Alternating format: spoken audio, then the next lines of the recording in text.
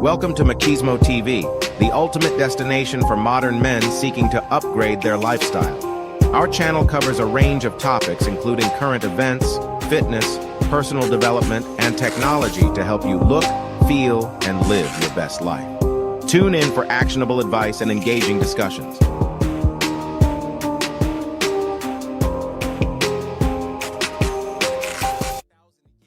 We the willing, led by the unknowing, are doing the impossible for the ungrateful.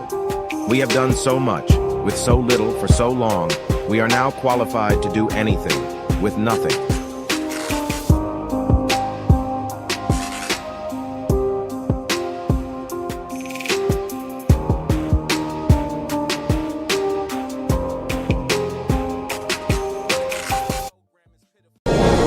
So join up. Do your part. There's a long war ahead, and we need you. So join up. Do your part. There's a long war ahead, and we need you. Have you any idea how successful censorship is on TV? Don't know the answer? Successful, isn't it? Have you any idea how successful censorship is on TV? Don't know the answer? Successful, isn't it?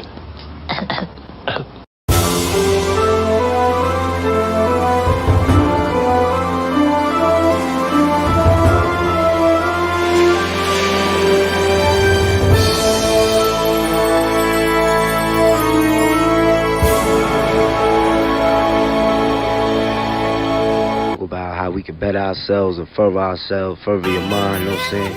How you gon' win my trust when the life Let's be clear, this is How you gon' be in your love when the bad don't sleep? invasion. Deep pressure, feelings in the middle of the street. Fuck it up, fuck it up, fuck it up, fuck it up, fuck it up. When you was at your lowest, tell me where the hoes was at. When you was at your lowest, tell me where the bros was at. 3:30 in the morning, scroll through the call up. Ain't nobody but the mirror looking for the fall off. I love when you count me out. I love when you count me out. I love when you count me out. I love when you count me out. My name is in your mouth. Alright, might be about you.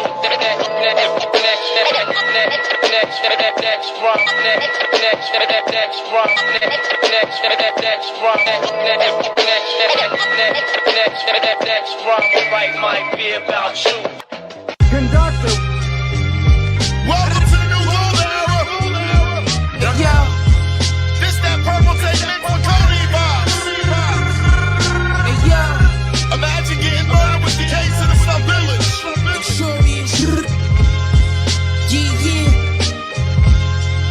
DJ Drama. Hey, yo, I'ma take it back to the ski mask Chanel. So yo, with my mouth, I can never fail. I can be through you, I can tell you a tale. You ain't never ate rooms, Chris in a cell.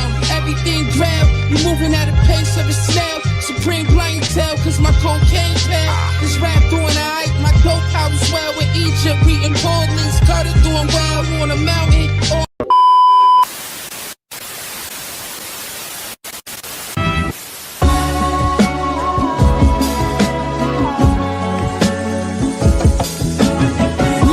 Claim my position in the kitchen, I'm working.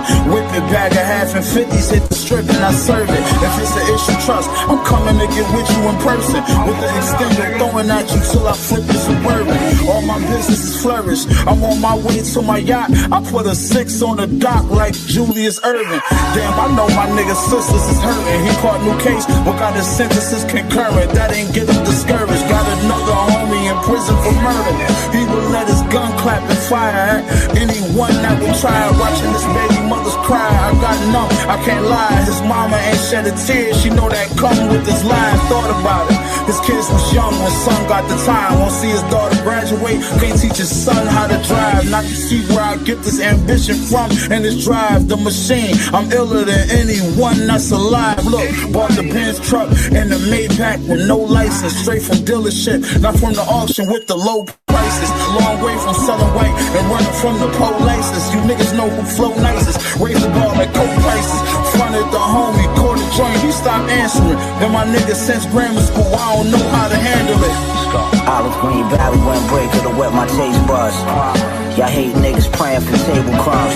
Damn, y'all looking bad, y'all might be mistaken for bums. My first thought was to put some spare change in your cup.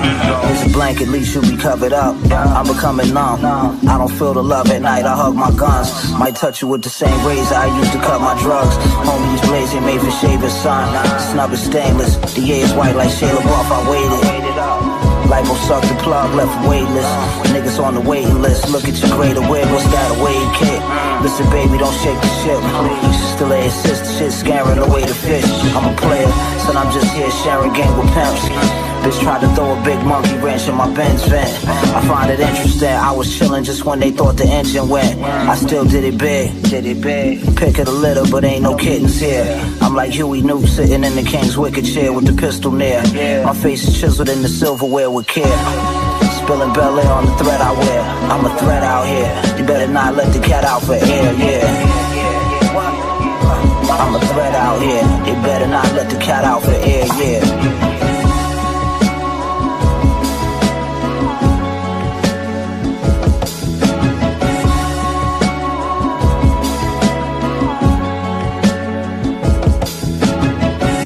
I used to think about the people in your life, and I think of Neil. And you were sitting there right now when he said to me, you say, John, what's it about?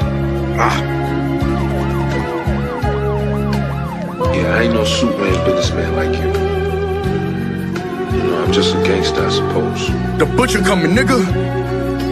I won't shake your boss hand or kneel to the Pope. Me and Duffel like Gotti and Neil de la Croce. They cry crocodile tears when they broke. I'm tucking eagles in my belt and putting crocodile skin on a coat. Cutting bills from a sealed envelope. Niggas got 2 feet in the game and still don't got no idea how I go. As always, I only did what I know. Instinct start kicking in when the meat on your ribs getting low. Streets got a dark side to 'em, I watch for the double cross. They threw the triple at me, this made me trigger happy. Streets made me business savvy. Yeah, the bosses of all bosses, capo the tootie cappy. Let's start there, look how we started, now the vets all peers. And now I don't gotta cash a check all year. Let's address your fears, order your nightmare, chest your ears. Though Jasper can protect your chance, I thought more of my enemies. It'd be hard to avoid a hater.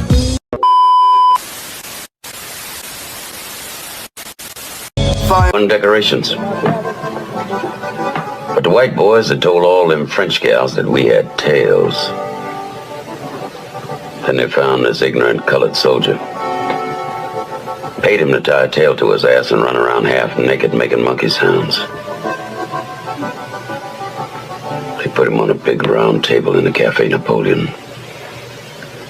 Put a reed in his hand, crown on his head, blanket on his shoulders, and made him eat bananas in front of all them Frenchies.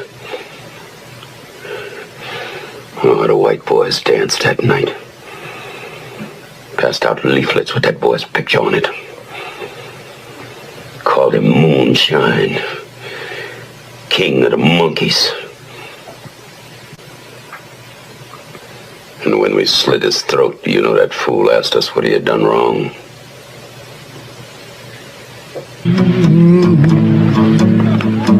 Country shot. My daddy told me we got to turn our backs on this kind, Wilkie.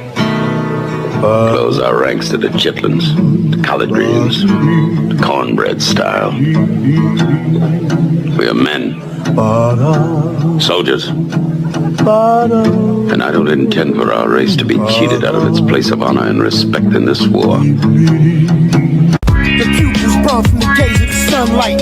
Trying to go legit this time with no gunfight. Straight flights to Ghana. My man got the gold connect. Bow-legged dude with chicks on deck. He got Navy sailors moving their crypto specs. Maybach Hummer, sound like a discotheque. His brother Stan blew off his own hand. He's in the mausoleums, couldn't sew his wrist back on. It's in the Coliseum. The monsters out, straight down in the opera house. Scorpion pendant, red stone in the lobster mouth. Diamonds embroidered in the Chinaware. Speaking through Tesla phones, tucked behind the ear, Snow White Royce, guts red with lasagna chairs. Scarface party was raw with mad mad lines in there. Everybody hold it. Rock wallets, mad nines in there. Hitters with gold fronts frontin'. What's the concierge? 50 years of hip hop. New York is the mascot. City is the backdrop. One more, you can holler at me. You can holler at me. That I gotta be the best of all. That's just cut and dried. I'm the best. Whether you like it or not, you're looking at, the greatest, the best looking man, the best dressed man, long limousines, jet airplanes, custom made clothes, and any woman in the world I want, just like that. You know what? Let's face it, if you're not carrying the big gold, you're second best no matter what you tell yourself. So gear up, ladies and gentlemen. Get used to it. Who you're looking at, the man.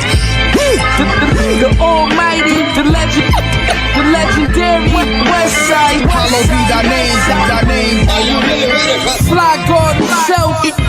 You're looking at the man.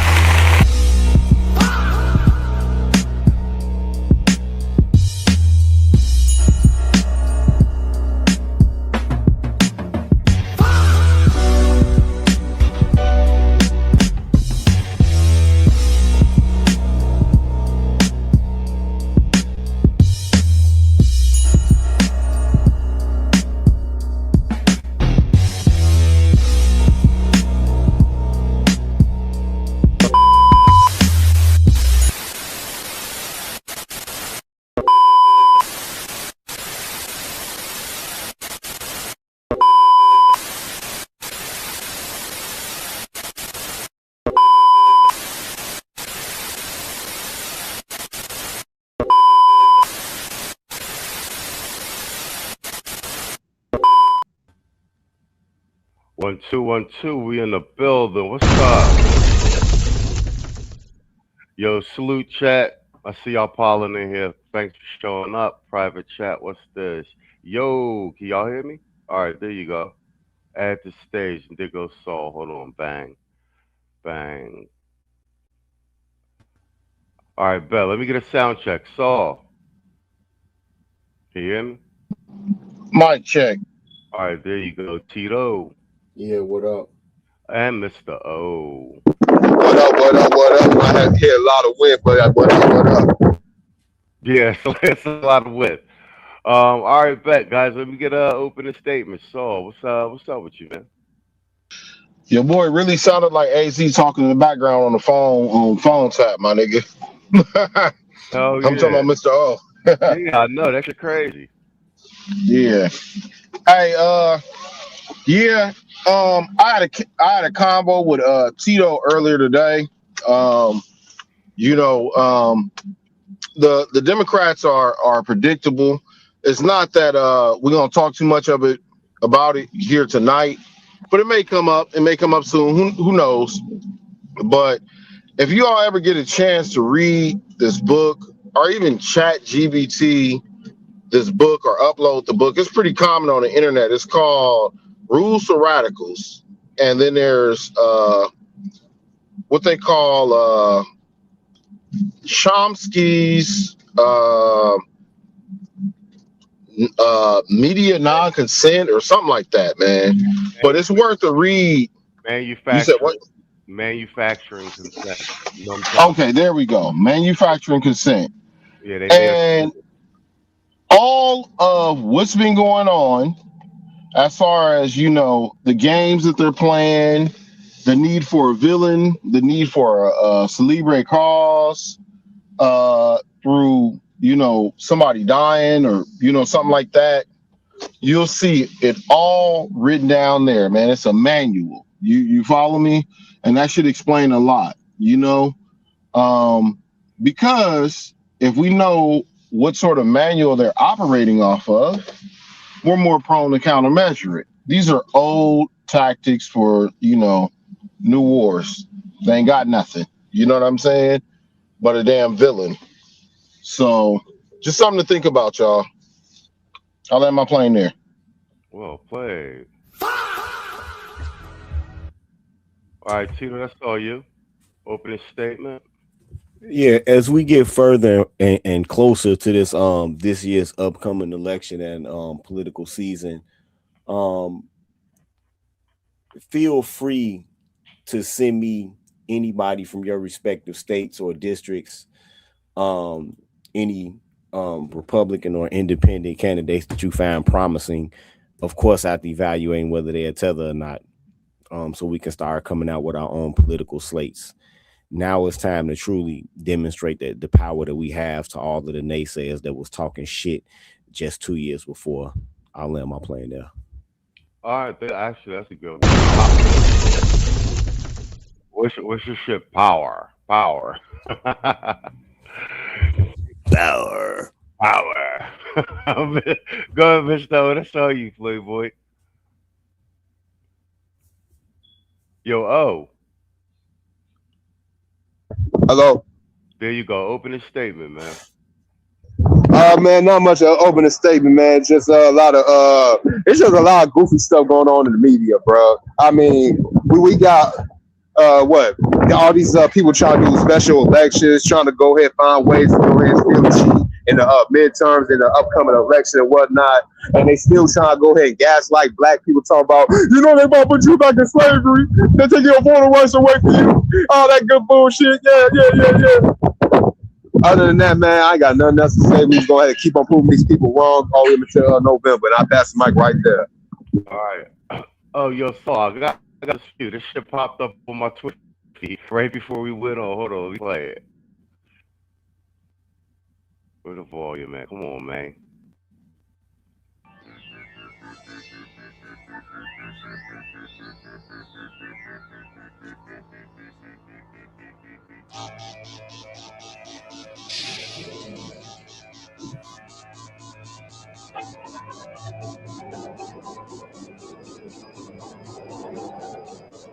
We ain't even been to the Bronx before. Don't sweat. This conclave is gonna be a real big item. Every gang in the city's gonna be there.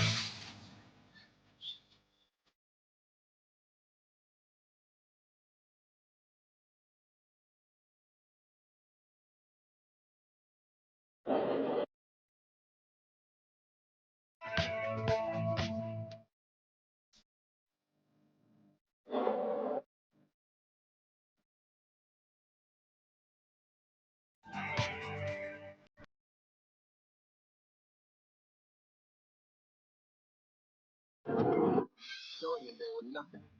We're going in there like everybody else. 9 guys, no weapons.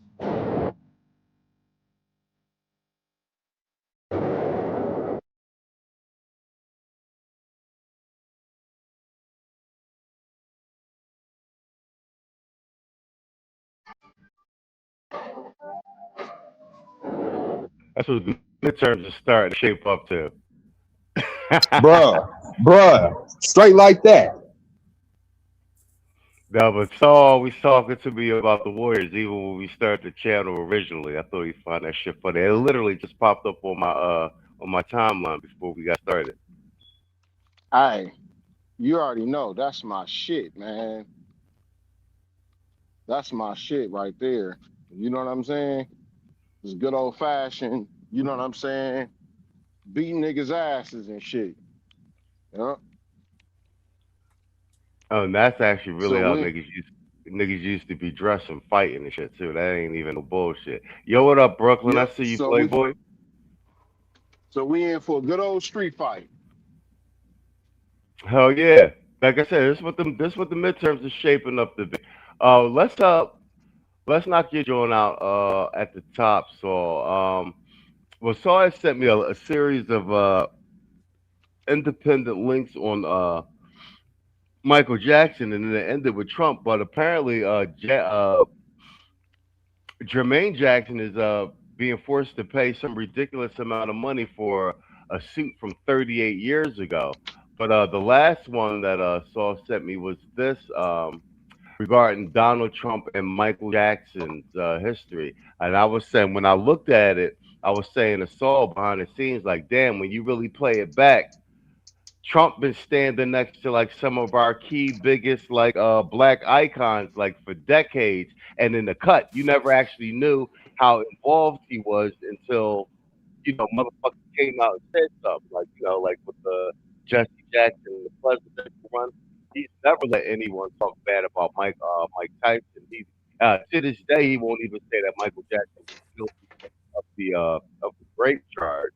And then the same thing with Michael Jackson. So here, let me play this. Share this app. All right, perfect. So let me play this. So many people are on television that don't know me, and they're like experts on me. You know, when Michael Jackson died, I knew him very well, and everybody was talking about Michael Jackson. They didn't know him. Well, one thing about Michael Jackson, he lived in Trump Tower. And I see your show all the time. Michael Jackson, every night you have Michael Jackson, blah, blah, blah. You know, 15 years ago, I went to Madison Square Garden and I watched Michael Jackson perform and do the moonwalk across the stage. And I said, I don't think I've ever seen anything. There was no entertainer like him. He lives in various of my buildings. I mean, he sort of follows me around in the sense of he likes what I have. Well, I know him very well. He's lived in my building. Perfect gentleman. We never had one problem. He's a friend of mine. I mean, he's a good guy. You know, he's a little different.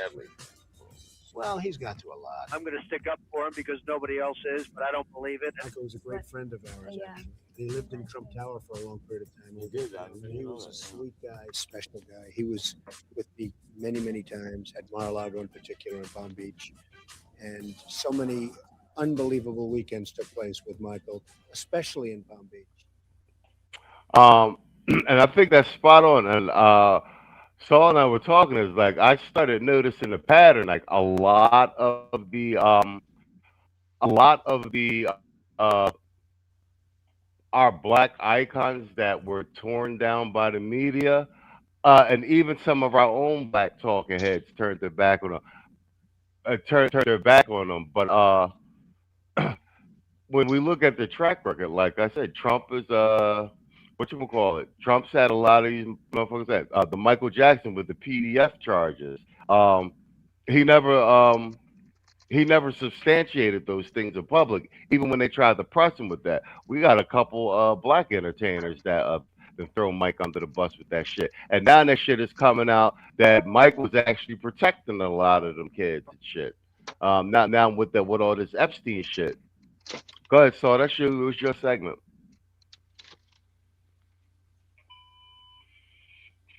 Saul? Mic check, you hear me? I can hear you. All right, look. Willie D bitch ass recently came out with a video this week, okay? And that shit landed flat. And Willie D he's such a bitch ass nigga. He's most definitely a fucking shield and an agent. What he did was try to tarnish Michael Jackson's name and reputation, and then did a reach to try to, rile up people to boycott the Michael movie. You know what I'm saying? Wow, really? Yeah, he did. Yeah, he did. Right? And then, so you got to couple that with Janet Jackson during last election not siding with all of the black elite and their agenda, and actually calling Kamala who she was by saying she ain't black. You understand what I'm saying? And then you juxtapose it to what Willie D is saying. You know what I mean? And you really start seeing the kind of machinery behind the scenes that, they're trying to demonize people because people aren't down with their fucking agenda. You know what I'm saying? What it is some black political elite who's satisfied at the conditions as they are. They want their money, and they want to monopolize star power. And any sort of criticism or anything like that, they kind of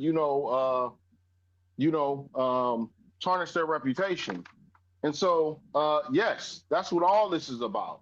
So I kind of want to point that out, man. You know what I'm saying? Trump has been there and has been there thoroughly, and he's been consistent with all of our black entertainers, from Michael Jackson to Mike Tyson to Kodak Black to he's been a fairly consistent guy.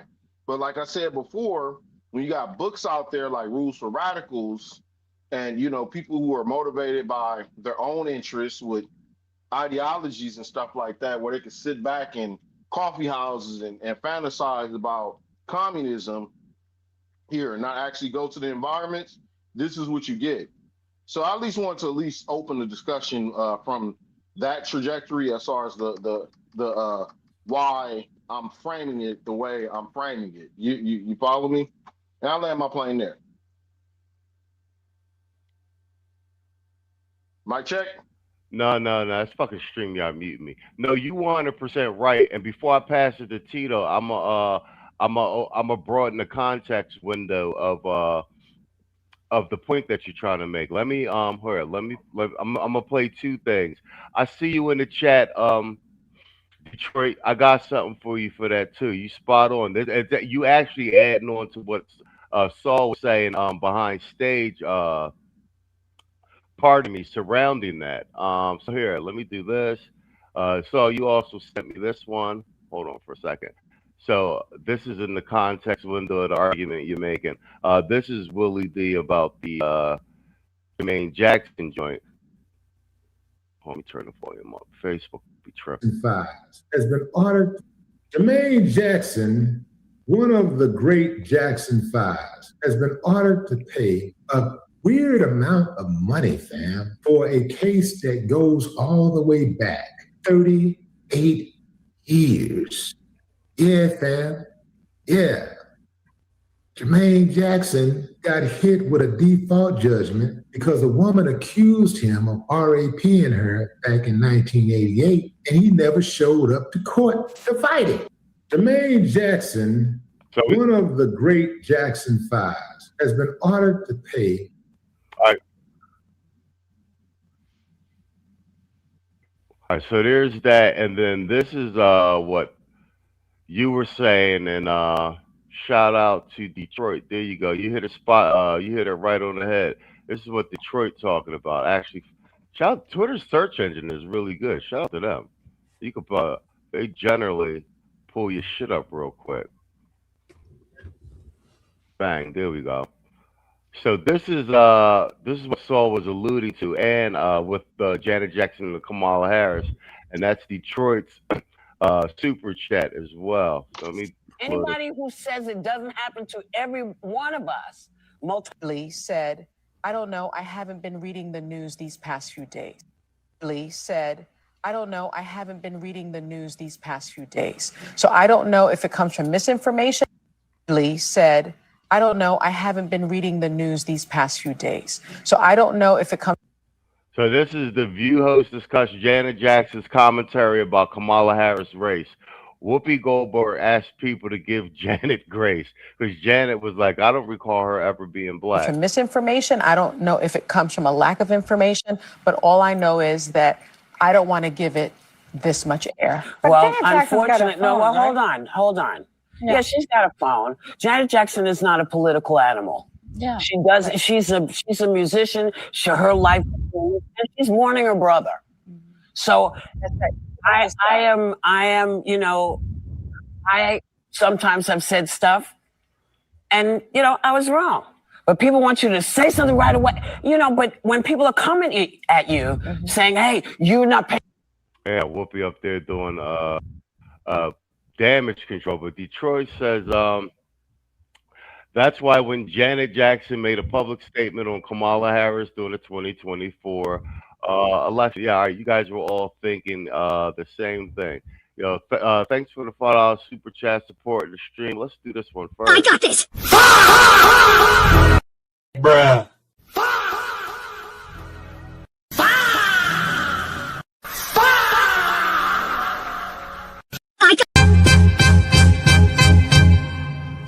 Man, fuck all you hoes. Fuck you and your mammy and your granny too. And fuck all you hoes. I'm sick of this shit. Fuck all you hoes.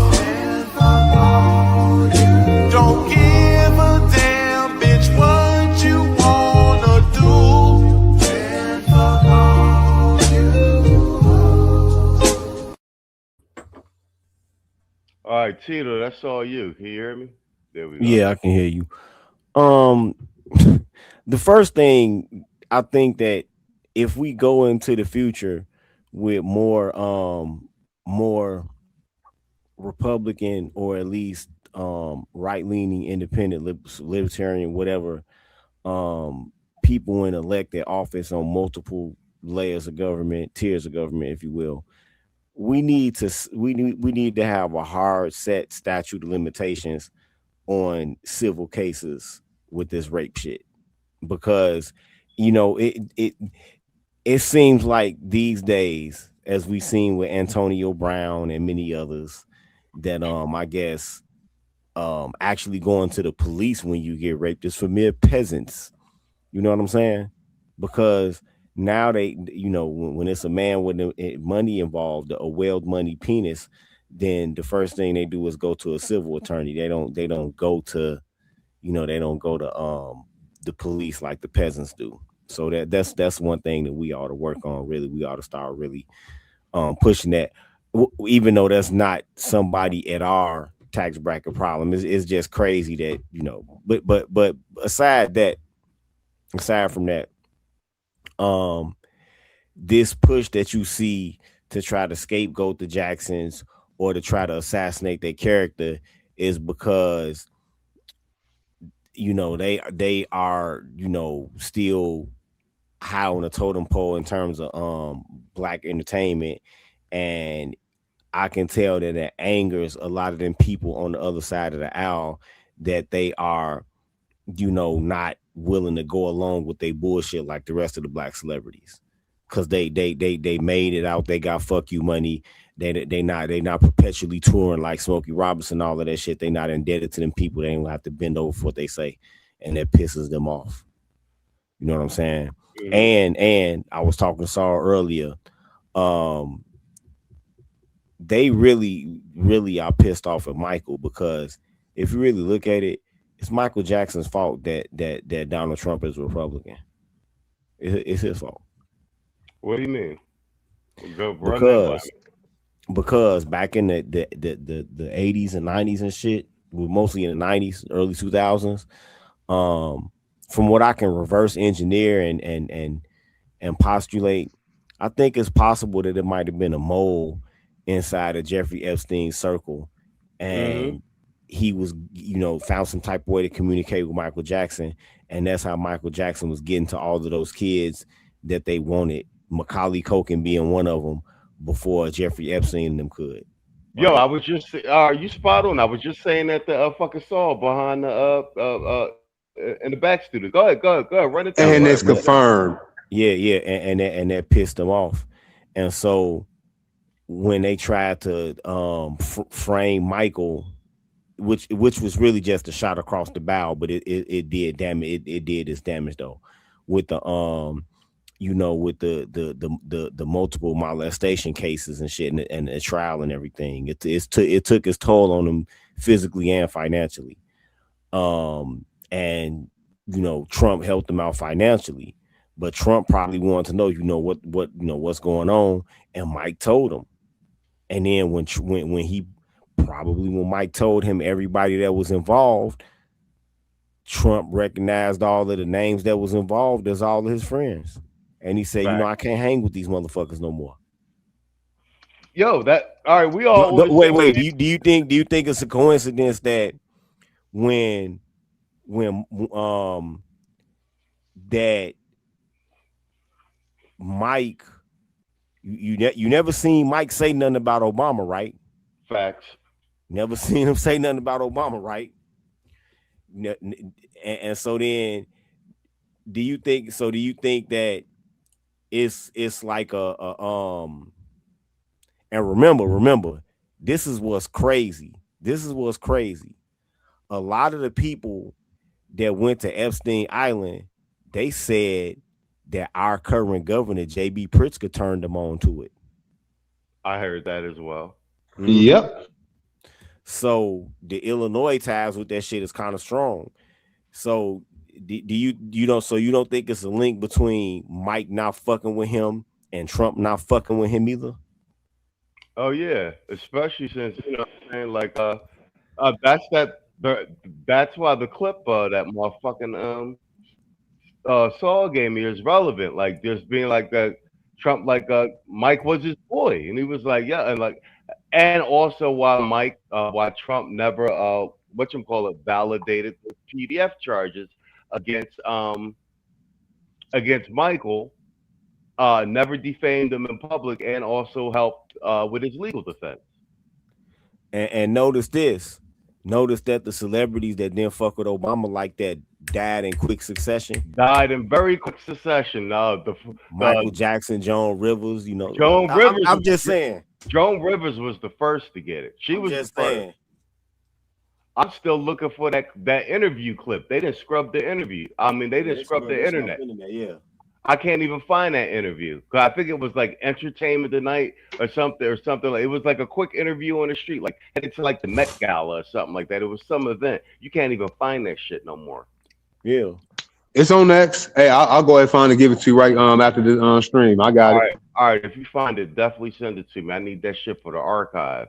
You know what I'm saying? Because we are, whether motherfuckers like it or not, man. We are the new independent press. Mike died. Remember, Mike died first. He died in 2009. I think Joan Rivers died in 13 or 14. Yep. All right. Well, that's all right. No. All right. Good. All right.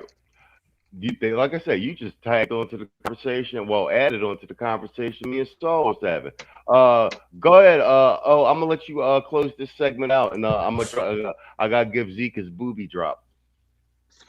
So check this out. Y'all all right about the rabbit hole. Everything y'all just said, especially with Trump getting info from Mike, is actually confirmed. I think I did a video on that. It's on my page and everything, along with Janet Jackson. Look, they've been trying to go ahead and get rid of the so-called first family of entertainment ever since they came onto the scene back in the late 60s, early 70s. Remember Donny Osmond? Remember the Osmonds? Remember the Osmonds trying to go ahead? I like the Osmonds. Yeah, they was trying to make Donny Osmond into the white Michael Jackson. Yeah. They were trying to turn the whole family. But guess what? Nobody even mentions who the Osmonds are now anymore. Anyway, we still know who the Jacksons is, whether it be Michael, Janet, hell, even Jermaine. You know what I'm saying? Speaking of Jermaine, like I said, I find it ironic. They wait damn near fucking 40 years. 40 years to get a cash payout. Like Tito said, you mean tell me this profile celebrity, at one time even had a bigger career than his brother at one time? Yeah, you want to go ahead and just come after this dude over a civil instead of going for criminal. In the 80s of all times, go figure. A black man getting charged for rape in the 80s, that made headline news, and I guarantee got him a conviction. But I digress. Oh, that's because Bill Cosby was the test case for that retroactive. You know what I'm saying? It was part testing legal precedent as well as the testing public sentiment. You know what I'm saying? That was you know what I mean? It was a real thing, and it was a psyop. And if you remember, it preceded all of this other, the Stefan Diggs thing is like a big one. That's like the first maybe little turning of the tide type case, because she thought that's one of those things. She thought she was going to get off of that public sentiment joint. Like, bro, Tory's sitting in jail doing 10 years and got whacked up 14 times, and ain't a damn person alive really think everybody goddamn know that boy is innocent. You know what I'm saying? And he's a multi-millionaire star. He is Canadian, but nonetheless, you know what I'm saying? Brother Zeke with the 304 text, he said, "Busty Keisha clip and F all your hoes." I got a twofer for you. Wow from the crowd. How do you like this show? There's super chatting away the boobs. Hold on.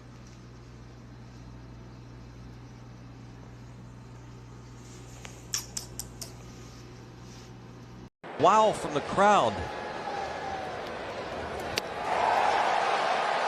How do you like this show? Man, fuck all you hoes. Fuck you and your mammy and your granny too.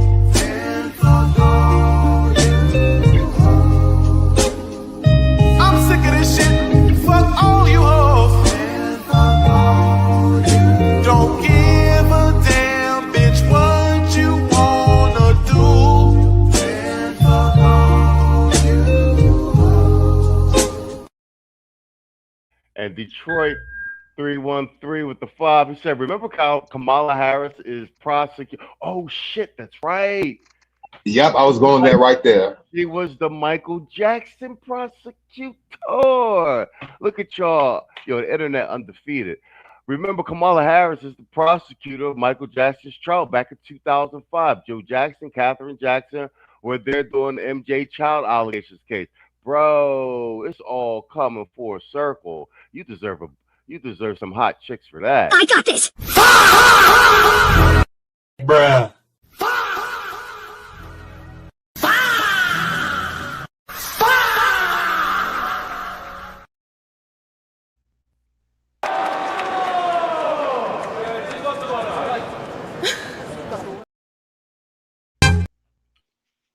Come on, bro, really? Man, fuck all you hoes.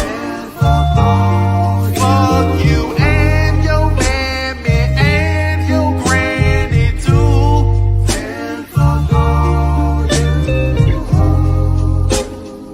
I'm sick of this shit. Fuck all you hoes. Don't give a damn, bitch, what you wanna do.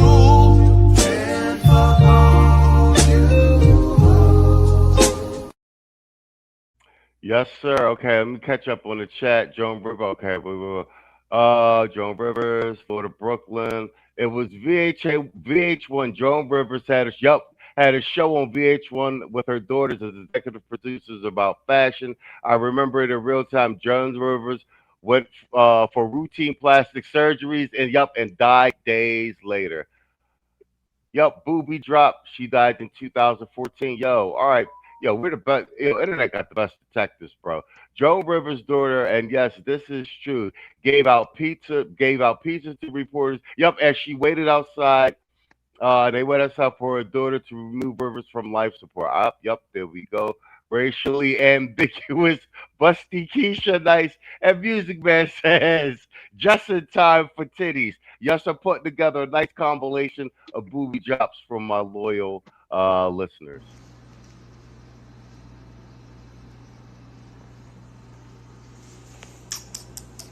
Wow from the crowd. How do you like this show? There's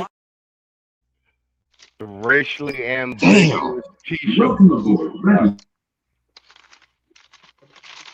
He said, Nightbot in my chat deleting comments and timing people out. Is it? All right, I'll have to make an adjustment. It is. That shit is going full Keisha on us, my nigga. All right, I'm going to have to make the adjustment. I got them joints. I got the bots running because I'll be running the channel during the day. I'll turn it up on a Sunday show. All right, guys. Let's do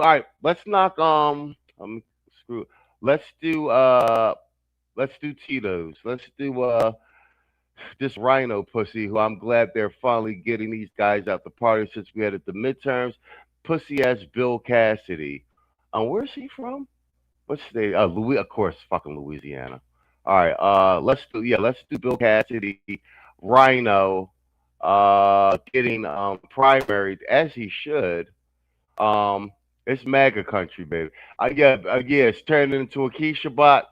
Yeah. Actually, I'll log in the night bot while we pull up the next segment. I'm glad somebody told me that shit. All right, here, let me share this screen. And this is Tito's segment. And this is like I said, all these things help me feel 50-50, maybe 60-40 about the midterms turning in our favor. It's looking like Trump might actually pull the fucking rabbit out the hat with this one. If so, it will be a sight to behold. All right, let's go. Important than any one person. I voted to convict President Trump because he is guilty. A few years later. It's official. NBC News has now declared that the second spot in the June 27th Republican Senate runoff in Louisiana will go to State Treasurer John Fleming. So the runoff now is set. Congresswoman Julia Letlow, State Treasurer John Fleming, and that means that Senator Bill Cassidy, two-term Republican incumbent senator who voted to convict Donald Trump in his second impeachment trial in January of 2021, has been defeated. He will be denied renomination, and he will become the first sitting Republican senator, elected Republican senator since 2012, to lose a primary, to be denied renomination by his party. Again, Letlow clearly leading here tonight. Fleming, though, now safely, securely in second place here. Cassidy in third. The runoff set for June 27th.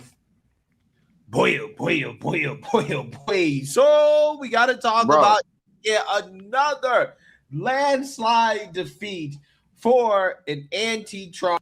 Yo, somebody called me? Bro. No, I said, bro, the way that reporter was emphasizing that shit like it was Mayday. Mayday. My nigga. Mayday, Mayday. The mafia boss got the damn party of the choco, my nigga. No, 100%. 100%. 100%. And no, you know what? I'm glad you brought that point up. Go back to the reporter. You'll see. Yeah, no, because that's the point that we've consistently be trying to make. Like, this Republican Party is Republican in name only. Like, all of the rhinos is getting kicked out. If you don't move the direction of this America First agenda, all right, if you don't support the bills, if you don't vote, we're going to get you up out of here and put somebody in place that's down with the program. It's complete Gambino family takeover.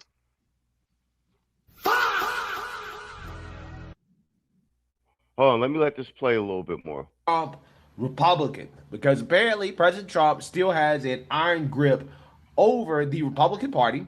The electorate tends to agree with the president that his agenda must be protected. And any Republican that tries to get in the way of his agenda on behalf of Democrats has to go. They're getting voted out left and right. We just saw what happened in Indiana with the Republicans that refused to redistrict. The voters decided that, we agree with the president that you should have redistrict, right? You should have drew out the blue seats, right? The same way that, Democrats are drawing out red seats in their states. Yeah, we should have gave them a taste of their own medicine. You're not cut out for this battle that we're currently in against the Democrats, right? The voters spoke. Okay, the voters spoke. Now, once again, we have the voters speaking loudly about how they feel about the president, okay, as you have Bill Cassidy of Louisiana, a sitting senator, getting absolutely crushed in his primary, mainly due to the fact that he is anti-Trump. He actually voted to convict Trump after January 6th. And here is Bill Cassidy trying to explain his vote to Fox News. People want to trust. They want to trust their leaders. They want people to be held accountable. Now, I'm attempting to hold President Trump accountable. Look at his face. I don't like his face. And that is the trust I have from the people that elected me. And I am very confident that as time passes, people will move to that position. So you think you'll eventually represent a majority view in Louisiana? Number one, I think I may already represent a majority view. Do you think he can run a credible campaign for president again? Will he remain a force in the Republican Party? What does that mean for the Republican Party? I think as force wanes, the Republican Party is more than just one person. And I'll continue to be loyal, working with whoever I can so that the people I represent have a better life. You can say whatever you want. No one can doubt I have the courage of my convictions, that I'm working for the future of my state and the future of my country. I'm incredibly proud of that.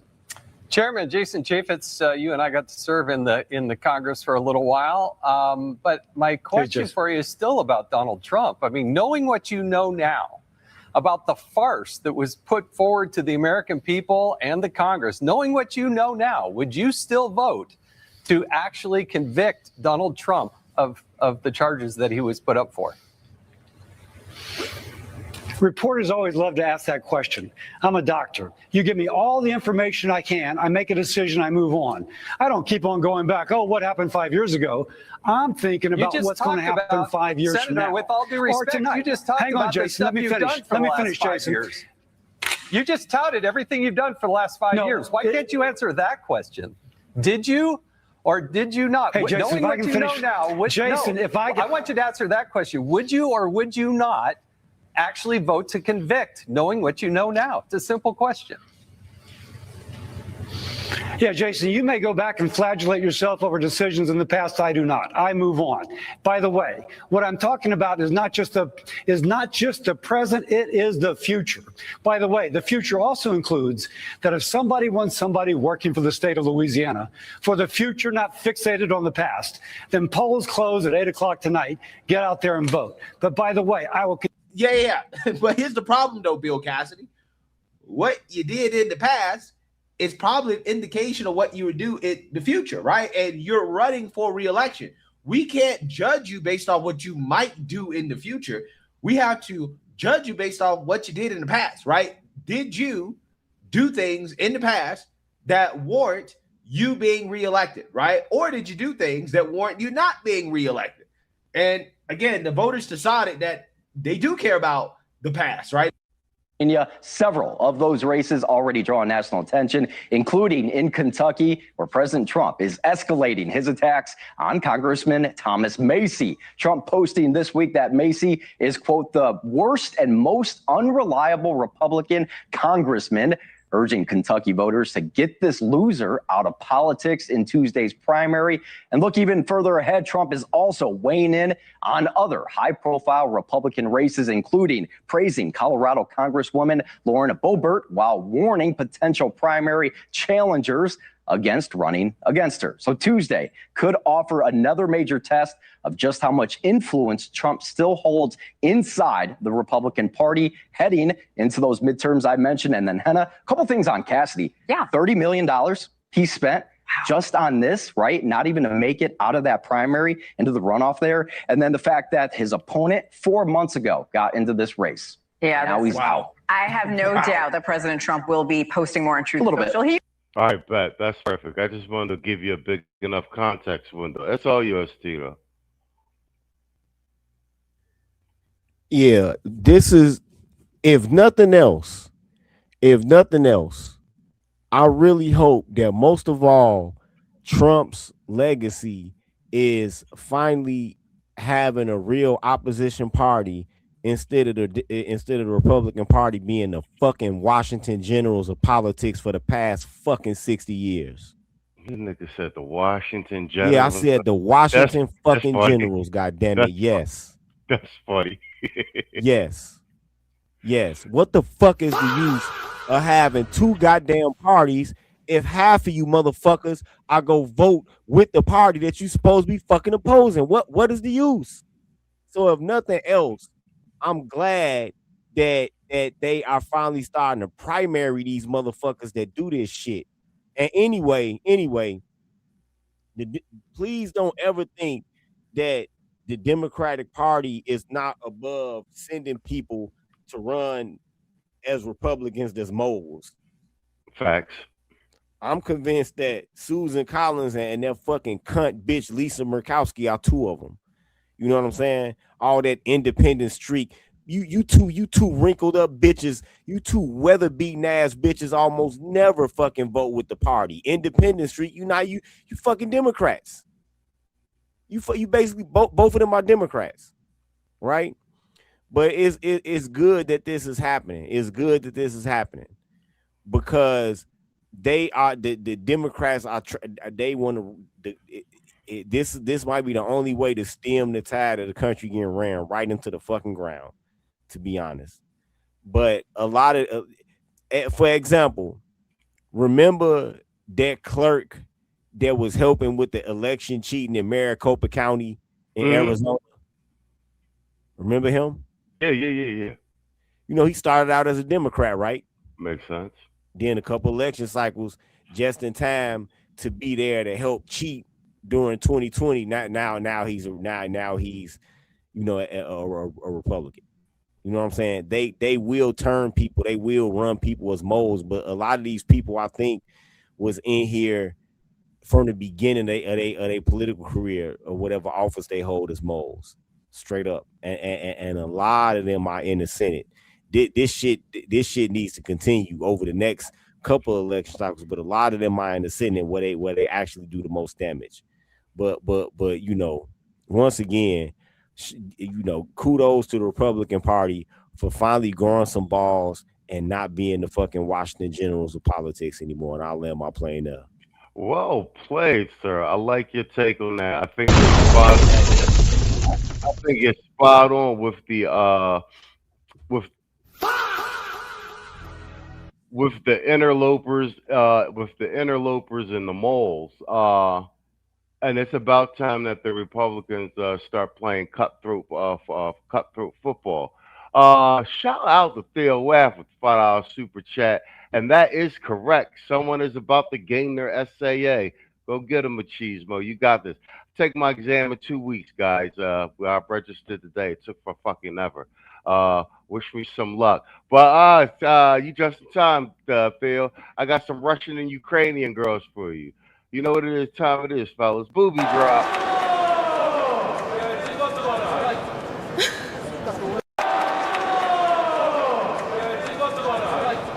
I got this. Bruh.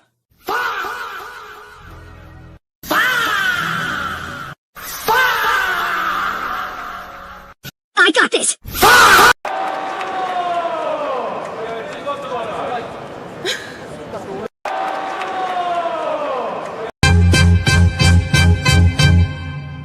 Man, fuck all you hoes.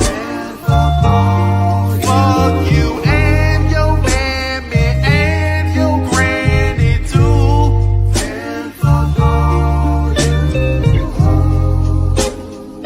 I'm sick of this shit. Fuck all you hoes. Don't give a damn, bitch, what you wanna do.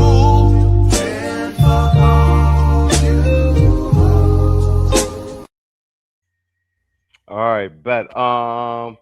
You like that, right? Yeah, those Russian Ukrainian girls, they do it every time. So that's all you. We're always pitching back and forth during the week, being like, I don't know, what do you think our chances are at the midterms? Like I said, I mean, as of this week, it's starting to look up. So especially with the gerrymandering, the fraud, with the fraud arrests, and the primarying of some of these goofies, I think we're setting the board up nicely for us having a decent chance, even with the blowback from the Iran incursion. Let me punt to Mr. O real quick, and All right. then I'm gonna rotate back in on the back end. Is that cool? All right, perfect. All right, that's all you. You got it. And we about to do your Chicago segment after this. Well, that's why I don't know too much about this particular guy, but he sounds like one of them Trump haters before he got in office and mad that now he's going after so-called people that try to take him out in the original. Hold on one second.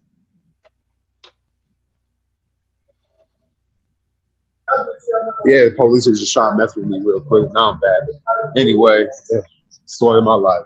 Anyway, these politicians have been trying to go ahead and get rid of Trump, and now they got basically first it was Crockett, now it's this guy. That's crazy.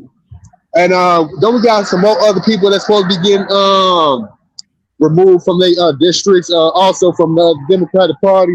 I mean, what more can I say? Y'all play stupid games, y'all win stupid prizes. And this guy was basically showing his ass talking about, I'm gonna do all this to Trump. I'm gonna make sure he gets impeached. I'll make sure he gonna do that. And now look at you, you out of a job just like Jazz. All right, I'll take that. And to that point, I was saying this to Saul. Oh, what the fuck? Yeah, to that point, I was saying this to Saul. I'm glad that all in all, across the board, that Trump pretty much came to play smash mouth football, like take no prisoners, like You back up in here, you got one shot at this. Let's crack some heads, let's whack some guys. And if you want to make an omelet, you're gonna have to break some eggs. Like, you understand what I'm saying? Like, yep. And this, you know what it is? You know the old saying, everybody wants the sausage, they don't want to see the way the sausage is made. This is making sausage in public. Like, if you look down the board, all the things that's being lined up, it's everything for American benefit across all sectors of the economy, really. And this is the ugly part being played out in public. Even what's happening with China, Russia, Iran, and I think the Beijing visit went well by all terms. I'm going to listen all week to what's floating up out of the think tank ecosystem. But I think that he leveraged the Iran position fantastic prior to the trip to Beijing, and he went in there with Iran as a feather in his cap. You know what I'm saying? For some warmer negotiations, and got China to publicly repudiate Iran. Very well played. You know, they won't give him the credit for it. It's a masterful piece of diplomacy, and like I said, diplomacy under the sword of war. That's how they properly played it from time immemorial. Did Xi Jinping just credit some for Trump? Ain't Trump like one of the first presidents? Some they said this week. See, this is what I'm talking about right here. Whatchamacallit? So, you back? Mike Jack. You back?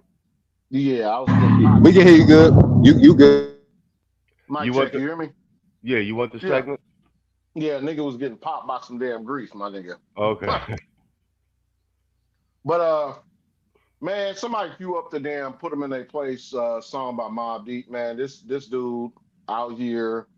Not only is he controlling the whole like Louisiana race, you know, he's had influence also in Indiana and Ohio, which tells me that the sentiment on the ground is real good. They ready. They are ready. You know, when it comes to them battleground states, I think it might be 60-40, to be honest with you. You know, given the way it's looking. People ain't sitting up here arguing with these bitch ass like liberals online all day. They can whine and cry all they want, and because they're vocal, you know, there's a silent majority still around. That is a thing. Ain't nobody got time for all this bullshit. You know, every week is something with these motherfuckers, these obsessive motherfuckers. So there's no room for, you know, people who are tucking their tail and bowing their face and stuff like that. Get them up out of here. You know what I'm saying? And I figured out why you didn't like that doctor. Same reason why I don't like that doctor. That dude gonna sit up there with that LSU shirt as if he's a Louisianan and all this other stuff. None of that Southern shit is gonna work because everybody's like lockstep. You know what I mean? And seeing the bigger plan. Yeah, he is obviously trying to wear that kind of as a cue to, you know, show quote unquote Southern pride, as if, you know, his district is gonna back him. That shit ain't work at all. You know, you see the damn newsman interrogated his ass, and it's funny how your boy was sitting up there looking like Ernie from Sesame Street when the questions started hitting him. He came to the realization that, you know, he walked into a trap. Now, I will say this. The reason why you probably don't like him is because he reminds you of Wiener. You remember that politician Wiener? Anybody? From Anthony Weiner?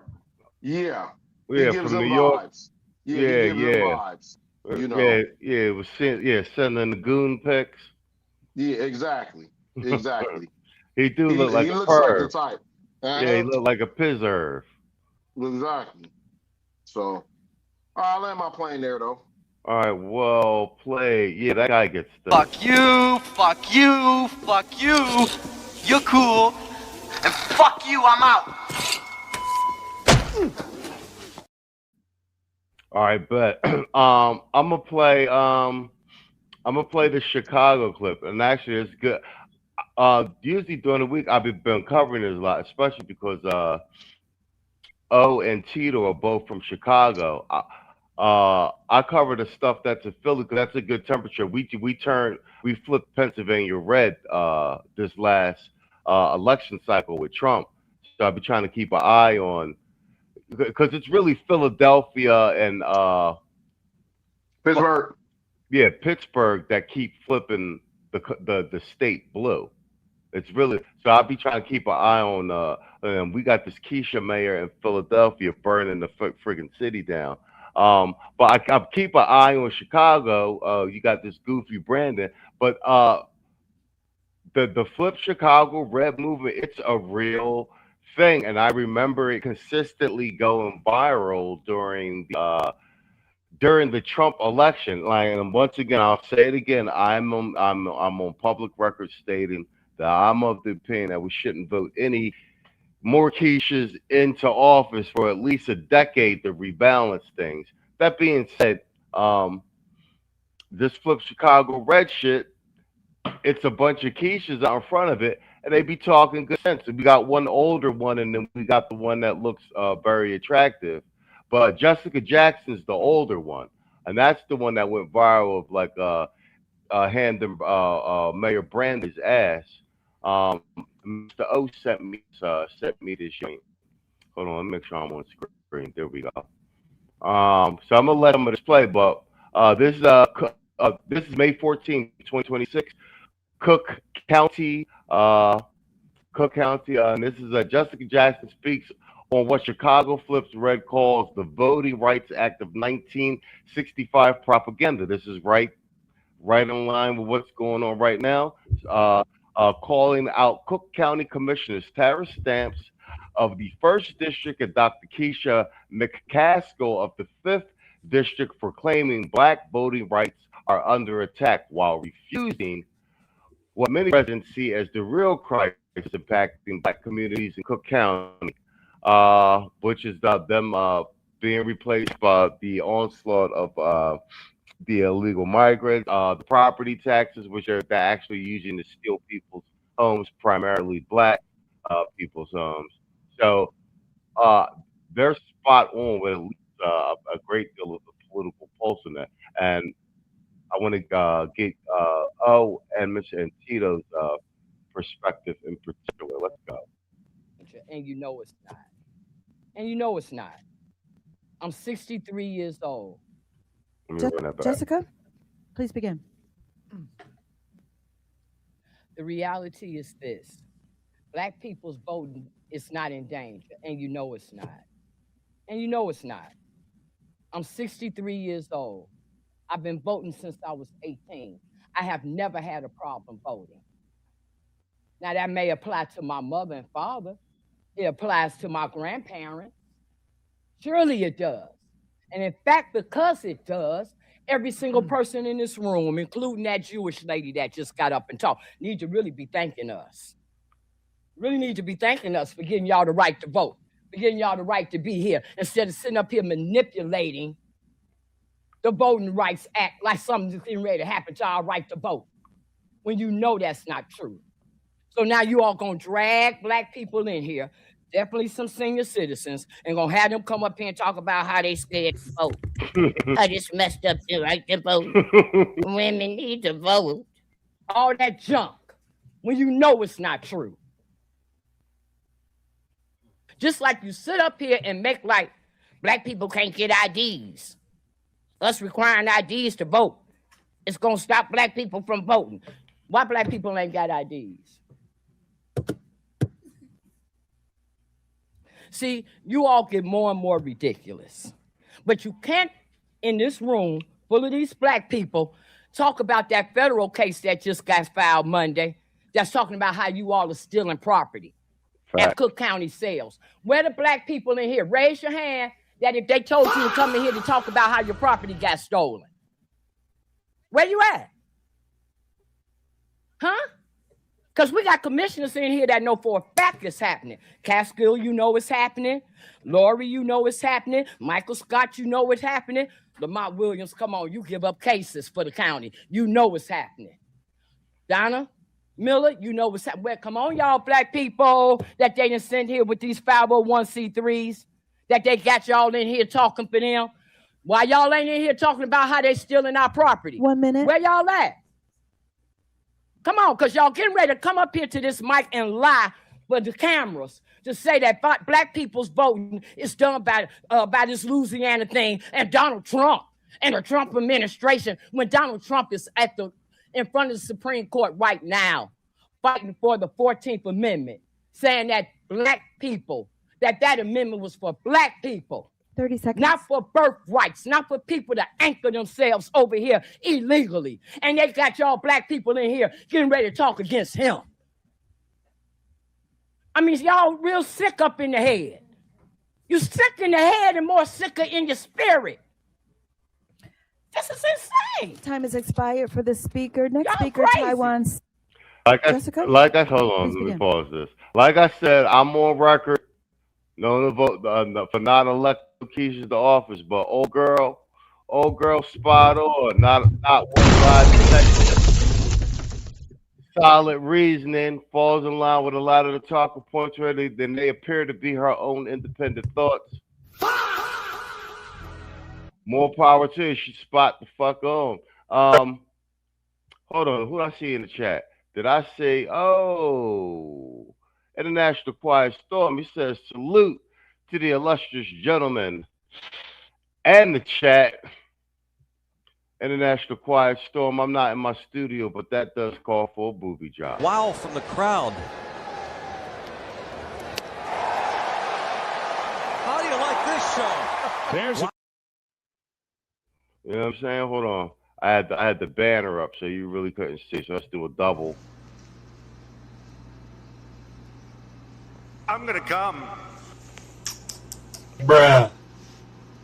I'm gonna come. All right, bet. Mr. O, that's all yours. That's your segment, sir. You can pass it to Tito when you're done. Man, that was some tig old biddies, man. I just got a taste for some damn chocolate milk, man. But anyway, see this, and she reminds me of my own sister. You know what I'm saying? Shout out to my big sisters. You know what I'm saying? And they around the same age too. Go figure. She's 63 too. So this is crazy because she just got through saying the quiet part out loud. Basically, everybody in a position of power in the so-called Cook County, Chicago, Illinois leadership is either a tether or one of these old niggas. Fortunately for her, she might be old, but she got her mind on the right, her eyes on the prize because she ain't not dropped one lie. They raising the property taxes, but you motherfuckers said for blue no matter who, and Brandon Johnson is black, and that's all that matters, right? This dude had raised your property taxes. He had brought all these illegals up in here to go and take your space, gentrify your area. He ain't did nothing for black people over here, and y'all still gonna vote for him and all the rest of them when it coming to midterm because y'all just can't get right. We got this sister right here, and shout out to Danielle Carter again. I would. Danielle Carter and her have been on the forefront for the last 5 or 6 years with Chicago Red. They just gave y'all examples. They just, came out full force and everything. And you still got people in the city of Chicago and the Cook County area that still say like, but the Republicans still racist. Trump is still racist. And she literally got to telling them he's in the front of the Supreme Court right now fighting for the very right for our legal citizenship in this country. And y'all gonna listen to these tethered, bootleg old niggas that is trying to keep their damn job and want to go ahead and keep y'all blind so they can continue to get the same kickbacks that they usually do. And we can't go. I'm sorry. Y'all got to go. You old niggas got to go. You tethers in leadership in the high places got to go. Point blank, period. I really don't want to vote for Keisha. Machismo, especially Tino know this. So y'all know I won't vote for no Keisha, but hey, I probably ain't got no damn choice when it comes down to the election season unless I put myself on the ballot, and I ain't trying to be no damn politician. I'll pass the mic right to the Tito. That's all you, Tito. You won't, and you will see more of this. You know, you will see more so-called black women that's putting themselves out there as Republicans. You won't see any black men, and it should be simple to understand why this is. Them women is sitting on top of what men scared that they not go get if they come out there and say that they're Republican. It should be easy to understand why. These women don't have to be afraid not to have pussy no more because they carry one with them every day. That's why these bitch ass niggas, that's why you won't see them doing it. I was wondering where you was going with that. Okay. Yeah, it should be simple to see why. Okay.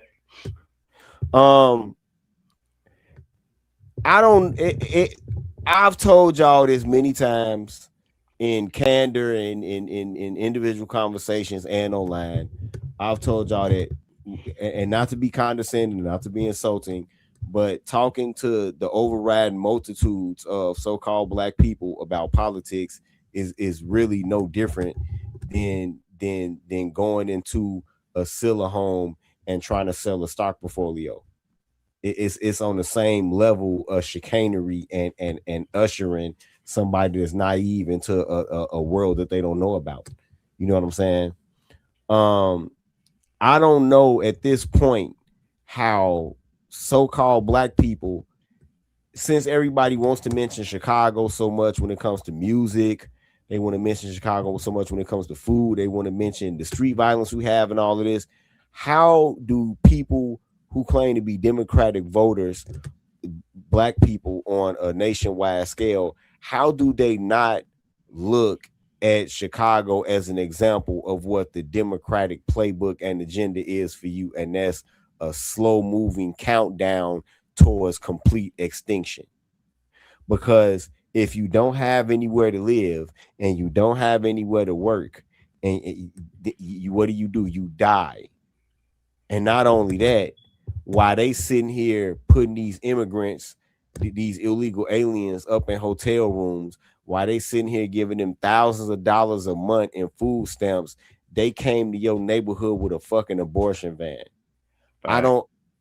How do y'all, not to the people in the chat, but anybody that happens upon this replay, if you're a black person that's a Democratic voter, how do you not extrapolate an agenda of extinction out of that? That's what they have for you. They have extinction for you. If you're a black woman, the Democrats through the media industrial complex and the education system have politically, financially, and physically isolated you by tricking you, gaslighting you into saying that you're strong and independent and you don't need a man. Right? they've successfully gaslit you into bragging about how low your birth rates are. You actually got so-called black women on TikTok debating whether they birth rates are the lowest versus other groups of women.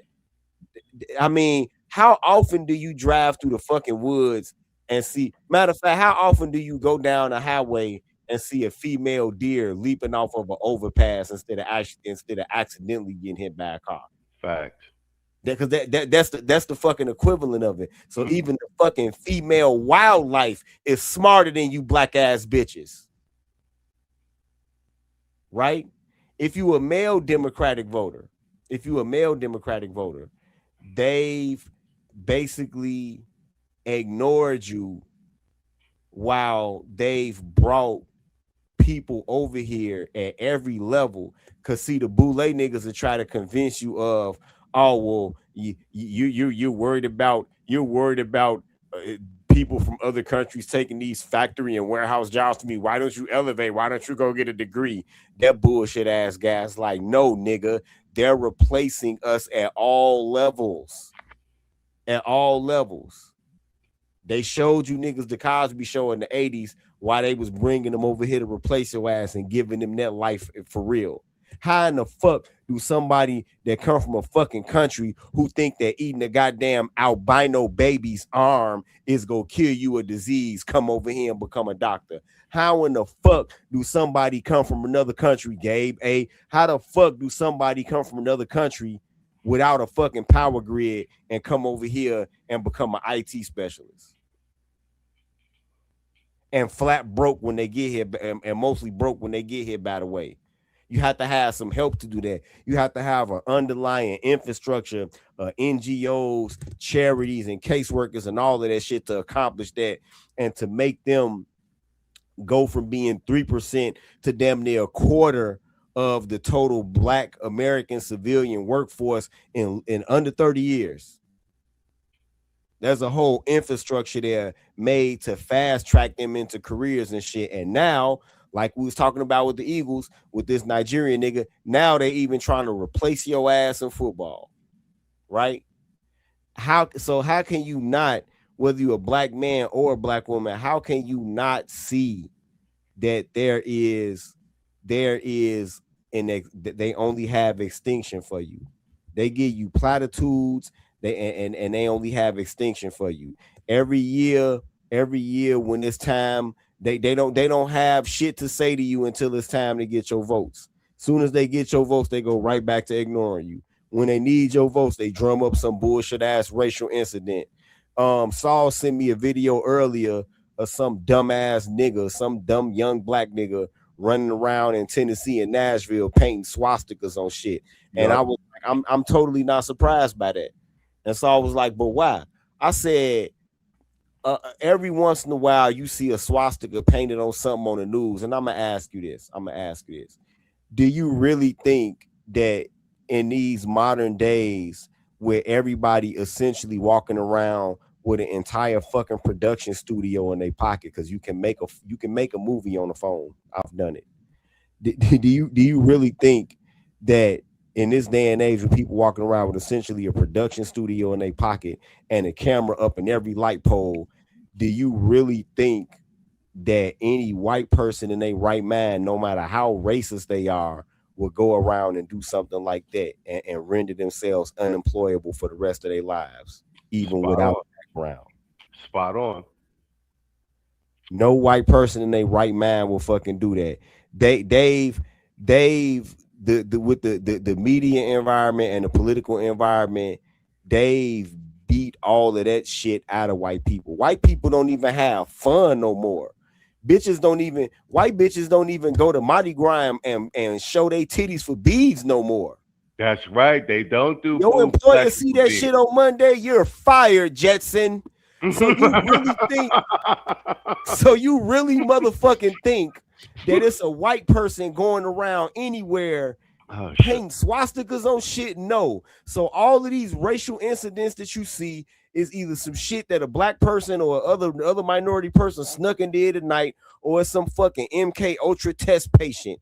That they don't beat that shit out of white people. White people are terrified to do shit like that now. Like I said, you're fired, Justin. That shit's funny. Straight up, man. I'll land my fucking plane right there. Yo, that shit is Fuck funny. you, fuck you, fuck you. You're cool. And fuck you, I'm out. That shit caught me off guard. God damn it, you're fired, Jetson. Yo, Saul, that's all yours, man. Take us home. That shit was funny. That shit caught me off guard. Yeah, God Tito damn it, you're fired, Jetson. Pay goddamn flat stickers. Yeah, he snapped just like Vince Young in 2005 with that one there. You know what I'm saying? But anyhow, man, I'll say this much.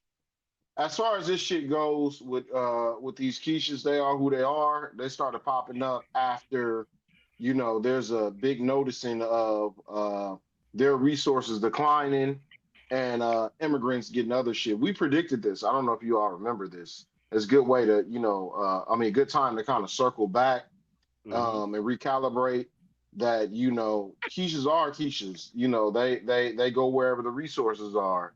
And so that's the main issue is here. But, as far as us, like I said before, it's good to, let them do all the work. You know what I'm saying? We have our interests. Gone ahead. Get on the front line, yell, scream, holler, do whatever you need to do. And then, we going ahead and pull the levers from behind. That's what we need to do. But that's how I see it. I'll land my plane there.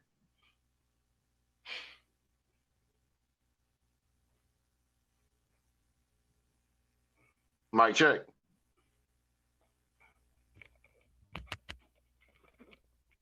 Mic check. Hello, I'm here. You can't hear me? Yeah, I can hear you. Yeah, I land my plane. All right, bet. All right, cool. That's a wrap on that one. All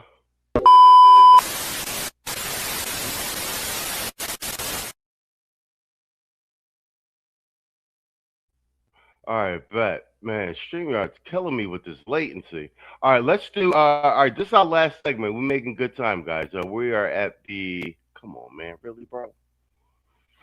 We are at the nice 1 hour 25-minute mark. Cool. We'll be right up out of here.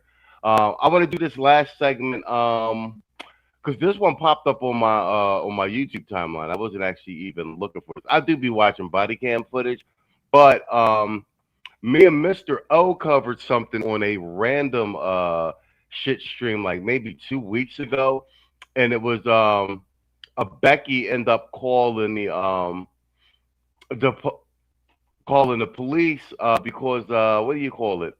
The young boy was outside with the bull's face was swollen up like a balloon. Like, remember that Fresh Prince John when he was supposed to have fought Mike Tyson? Something in his face, the bull's face was swollen up like that. He ain't had no shirt. Martin. Yeah. And the bull had like open whelps on his back. He was getting beat with an extension cord. He was like 13. And the Becky found him outside, called the cops. They go and arrest the mom. And I was saying to Saul about like how the John was so nonchalant about it. It was crazy. It wasn't even like, I mean, we just seen bulls get beat like that. I mean, that shit to go all the way back to the 70s and the 80s. But I was just taken aback at how like normatively the Keisha was almost like shocked, like, I'm really getting arrested for this? Like, I just beat him half to death. What's the problem? So this is another one of these. And my point being is that I'm starting to see more and more of these. Remember our early seasons, we was chronicling like all these Keishas flipping out, killing people. Remember, we're the first one I saw air to join with the chick running down the LA freeway naked, shooting at people with a handgun, shooting at people in cars and stuff. So let me pull this joint up, because yeah, I seen this on and I was this shit bothered me. I ain't even gonna hold you. Hold on, let me share the screen. So I'm gonna play it in sections. I'm gonna play the beginning with the officers actually finding the teenager. This one, I think he's 16. The boy me and O covered was 13. So apparently in this one, this chick, the boy's mom threw him out of a moving vehicle and just kept driving. So he's 16. So I'm gonna play from him explaining to the cops. Then I'm gonna jump forward to one of the time stat with one of the witnesses, and then we're gonna do the final jump to the Keisha mother actually getting found by the cops and let it play out. And I just want you to see how she's just like, I don't understand what the problem is. And the female cop's like, ma'am, you threw your son out of a moving car. He's 16. Hold on. Share the tab. I'm Jack, and this is Unpopular. Which car? I don't know it. He's right there. Okay. Hey, man, what's going on? I get into an argument with my mom, right? Okay. And we sitting there arguing in the house. And then she tried to leave. So I'm like, let me get in the car. Like, let's have an actual sit-down conversation. Okay. So I hop on the door. I hop on the side of the car. And she starts speeding all around. Where did this happen? It happened on Talbot. We say on 630 Talbot. She pulled out of Talbot. And she pulled all the way down here. And she knew what she was doing. She whipped it real hard so that I flew off the car. You were on the outside of the car? Yeah. Were you on the hood? No, I was like, hold it. You see the car? It's over there. I was holding on to the side parts right there. And she whipped it real hard and threw me off the car. I know. She literally just whipped it super hard. She knew what she was doing. How old are you? I'm 16. Just stay here. We got EMS coming for you, okay? What hurts? Sit down. No, hey, we got EMS coming for you. Bro, like if y'all saw how hard she turned, bro. What were you guys fighting about? We were arguing. Okay, I went to Cascade Park, right? Okay. She told me as I was on the bus on the way to Cascade Park that I could not go to Cascade Park. So I told her, I said she was going to have to wait an hour for the next bus until I could get home, or she was going to have to come and get me. She said, all right, that's cool. Okay. She called me an hour later. I told her I'm in Cascade Village waiting on the bus. Okay. She said, how you in Cascade Village waiting on the bus? I said, because the bus didn't come yet. She said, no, you got to leave right now. I'm on my way to come and get you. I said, all right, bet. I said, all right, bet, that's cool. She came and got me. She waited till we got home, and then she just started screaming. Okay. So, and then all of that. I told her, this is something my therapist told me. She said, if we're having an argument and you can't do it at that moment, go tell your mother to come back. Yeah, he's definitely a son husband and all that. But she did throw him a moving car, so I'm just trying to do the context window big enough. You can see he's a Keisha raised, single mother raised. He talked like a Keisha and everything. Can I ask her, can I come back to the conversation and walk away? I said that to her. I told her that. I said, I cannot do this conversation. Can I please come back? She said no and followed me around the house. Okay.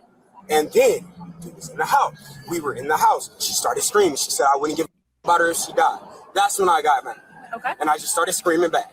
Okay. She got the video on my phone. That's why I did this, Joy. He's a son husband. He talking. She talked, but the thing she's doing, she talking to him like he's her fucking boyfriend. Me screaming, like I will admit, I screamed, I was yelling, all of that. But then no, we was downstairs, and she was like, "Don't worry about it. After tomorrow, you won't be here tomorrow." Okay.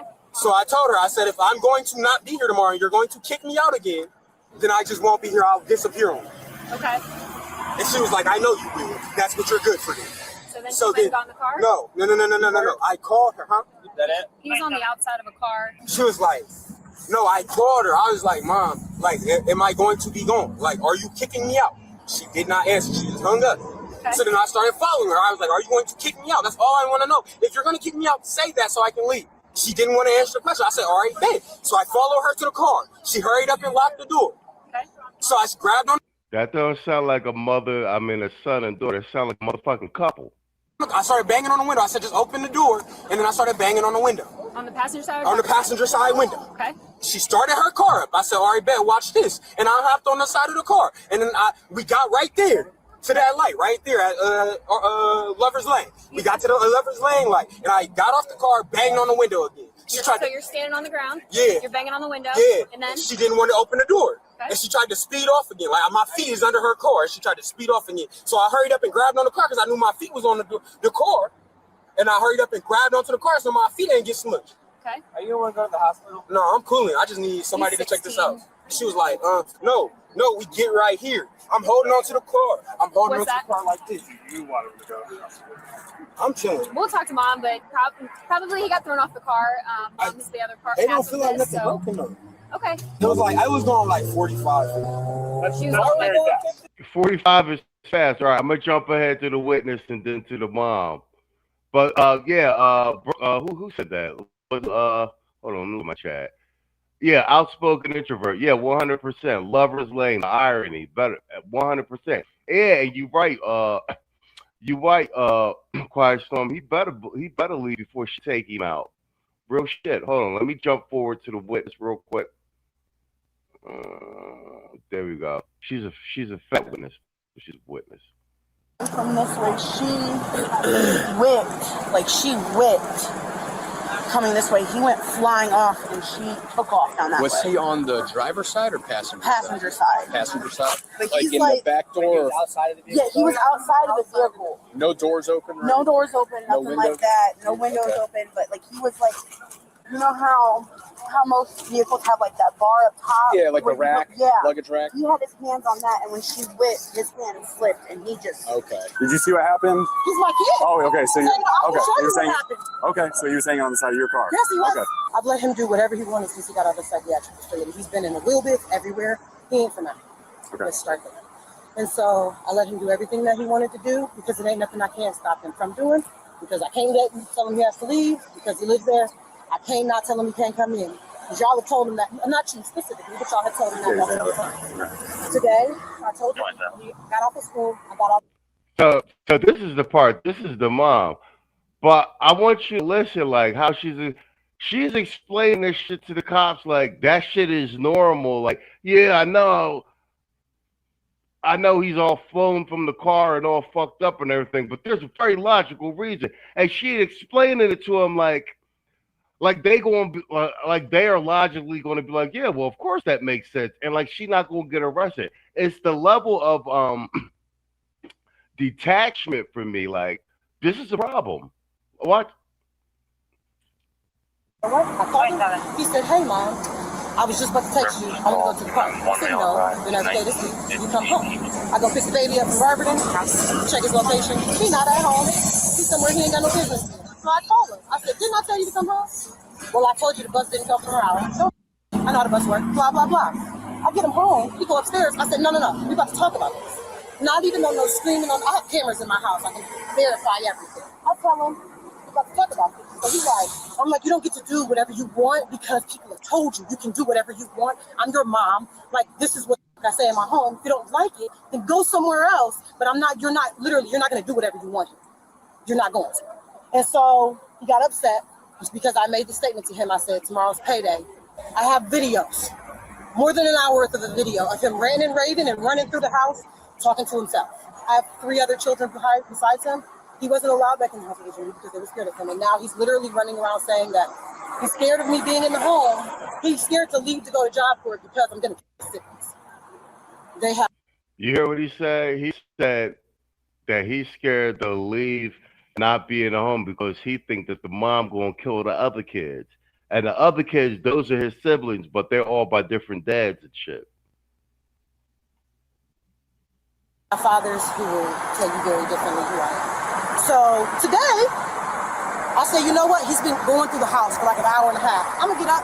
I'm going to take the baby because I don't know what's going to happen. I removed any weapons in the home. They're in my purse. I removed any weapons. I said, I'm going to just go to my ex's house for a little bit. Maybe stay the night to try to confuse everything. I get up to walk out the house. He calls me.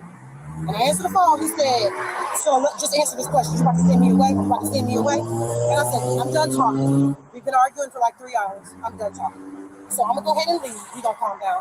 I'll be back. So he follows me down the steps. I get out the house. He tries to jump in the car. I locked the door because my side was the only one open. I put the baby in the car, went back in the house, left my keys.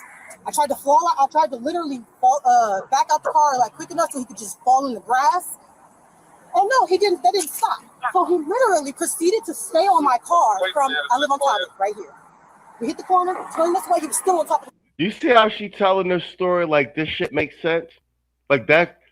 Like, yeah, I tried to do the car so I wouldn't run. Like, she's telling the story like it makes sense to the cops. They looking at her like, yo, you almost tried to murder your son, basically. I hit this light, I put a camera up, he jumped down and proceeded to bang on my window like he was about to literally smash on my window. So I said, okay, well, I'm going to turn this way. He said, I'm going to turn. He jumped back on the car. I got down here. Now, at this point, I'm not going to lie to y'all. I'm trying to get him off my car because you're doing the most. Like, so yeah, I hit this corner, hard as heck. He fell off the car. It was not just you two in the car. Sorry, I walked up late. There was another child in the car. Yeah, I'm a 3-year-old. Yes. Okay. Have you told his dad yet or anything? I don't know. His father is deceased. Okay. I've been going through like this stuff for years. This isn't the first time. This isn't the last. He said he's supposed to be on meds, but he's not taking them. So you're his mom, and he's not old enough, but we're at a predicament where you guys were at odds. I know. This is where I'm always stuck at. When he kicked my door in, I have a hole in my living room wall right now because he kicked my door in, but I wasn't allowed to tell him he wasn't allowed to come home. He literally just told me, I'm allowed to finally work from home after a year of being at First Energy, and he literally told me he was about to go downstairs and smash my computers that my job just gave me yesterday and smash every camera in the house. What has the doctor said about all that? This is the part where the Keisha lies on the boyfriend. This is like a Takari Richardson. This is what I'm saying. This is psycho son husband shit. Psycho son husband. Like, does this kind of behavior happen before, prior to? Okay, what did they say? You can pull police reports on it. What did they say prior to? He has a problem with authority. I know now to pull cameras out and start recording everything because I'll never leave when I tell him about it. Like she's banging on it like before she even goes in and jumps on it and watch. This is at this corner right here. The paramedic said he doesn't need to be seen because he was in the middle of the street rolling around. Okay. I'm going to advise them though that he needs to start taking meds. He needs to start He's getting not his gonna act take them. together. That's why we told him to just stay off of it. Yeah, and unfortunately, we see this a lot where there's nothing you can do right this minute. We will give you as many resources as we can. We'll try and figure out what we can do today. We went through Dan Street. We went through everything, and I was being very Dan Street won't take him, unfortunately. I know that. I know. And I'm sure you're tired of going to picking him up at Children's. I can't pick him up. I got to sit there. You got to sit there for 12 hours. Yeah, I'm sure you're tired of that because that's a huge waste of your Exactly. time. And I have 3 other kids. So we'll try and figure out what we can do, but I'm going to let him know, like, this has got to stop because once he turns 18, he's not your problem anymore. You can be like, you got to go. So if he wants to stay in your good graces and have resources and a home to come to in the next year and a half, 2 years, he's got to get his act together. So just hang tight for me for a minute, okay? What's your relationship in this? Boyfriend. Okay. You stay with her? No, I stay right on the border. Is this your child? Or is this her? This is hers? God, so yeah. Okay. I know where they live and everything if I don't know. That's her child, though, right? Yeah, she was coming to my house. She was acting crazy with me. I thought he was going to be cool and finally got out. He seemed like he was doing all right. And she got the simp boyfriend in the middle of some proxy violence shit. Where's the arrest? Here we go. To try to get in the car because I would not answer a question. Okay. And then I proceeded to drive down the driveway. Okay. He hung onto my car. Okay. I told him to get off. I screamed like 15 times to get off of my car. Okay. So I turned the corner. He proceeded to not get down. He got down at the corner. At which corner? At that corner. It's on video on my phone. Light? Yes. The lovers? Yes. Okay. He got off of my car and then proceeded to bang on the windows, and I tried to drive off because the car wasn't there. And he jumped back on. I just showed him on my phone. Okay. How fast do you think you were going from lovers down to here? Honestly, I'm not gonna lie, I don't know. Okay. Would you say over 30? I don't know. Going fast? Going slow? I mean, were you going like 5? And then you turned the corner trying to No, get I him was up? not I mean, going 5. I cannot give you an exact answer because I was not moving. okay, so you were moving, right? Absolutely. Okay. So what you're going to be charged with is domestic violence, endangering children, and probably vehicular. Because here's the thing. Are you serious? Yes, I am. So here's the thing. Your mom, okay? Is that a smart decision to pull off going extremely fast with your child? I've called the police 15, 20, 30 times about all of this. Did you call us today? No, I didn't. I tried to leave. Okay. And y'all know what y'all tell me when y'all come? You live right on the corner, right? No, I don't. That's not my house. I live 3 houses down on the left side. Okay. Like, this is like my siblings have been scared to be in the house And with I them. understand that, but here's the thing. Driving down Arlington, if you called us, or even if you sat in your car until you got there, or you put on the street, the fact he's on your car, you acknowledge he's on your car, you fly down Arlington and whip it down there, there's witnesses that saw it.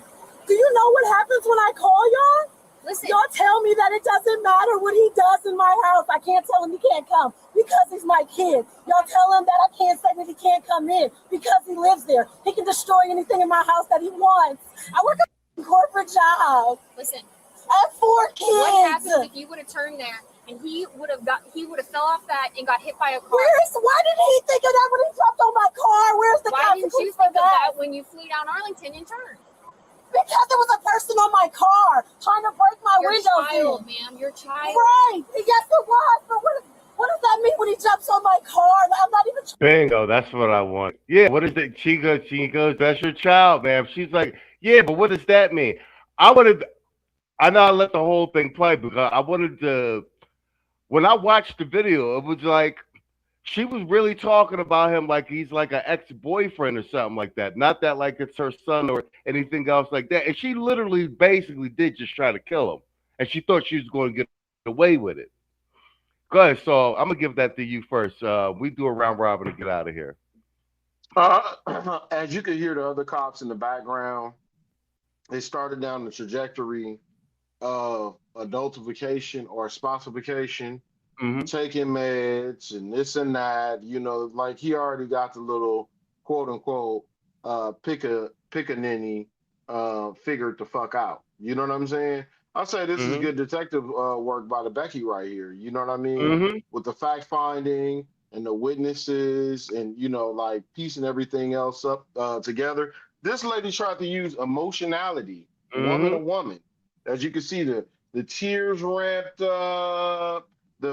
She started, increasing the sort of dramatization. It was full-blown theater, front and center, spotlight on it and stuff like that. And the Becky wasn't going for it.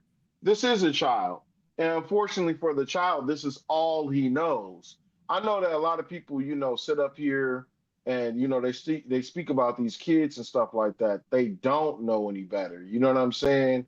Now, if you out there and you in the world, you got some exposure, are you grown enough to, work or live by yourself? At a certain point, the problem is you, because you keep the dynamics themselves. But as long as you're pipeline through the school system, group home system, juvenile justice system, with a toxic Keisha like that, those kids have no choice. You know what I'm saying? Right? So the young man is only dealing with the cards that's handed to him. Right? So we can't be fatalistic in a sense that, that because I didn't know any better. Other people ain't know any better. You understand what I'm saying, right? Now, fortunately for me, I have both parents in my house. But I'm just saying, imagine somebody out there who just don't know any better. You understand what I'm saying? There's a learning curve that needs to be had.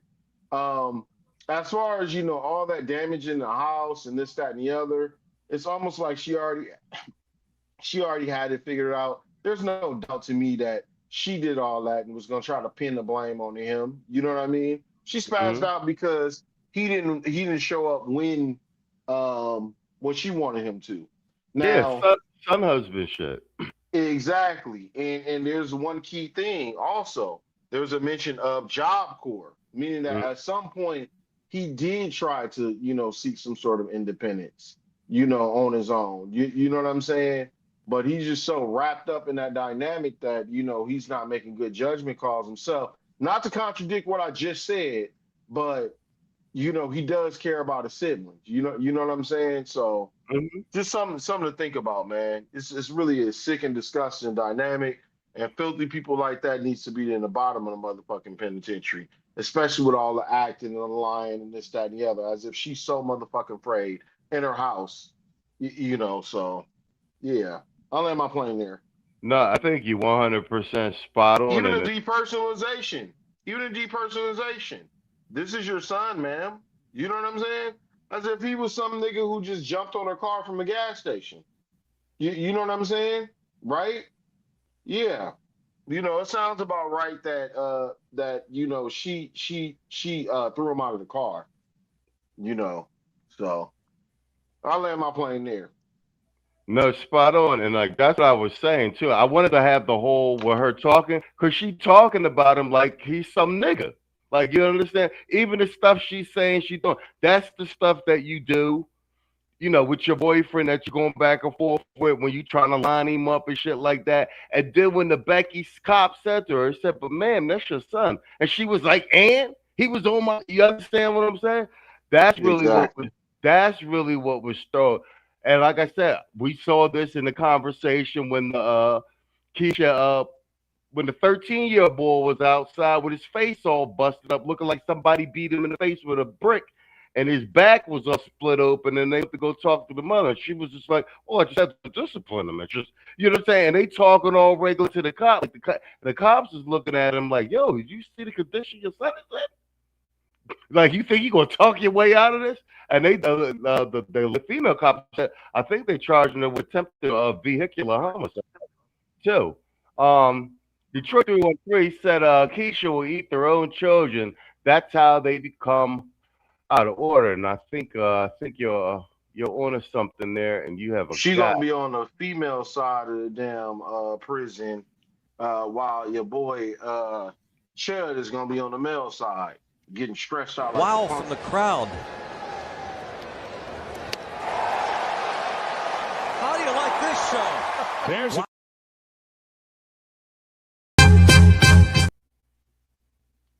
Why is that not lit?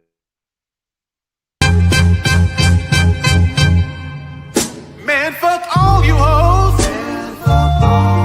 Fuck you and your mammy and your granny too.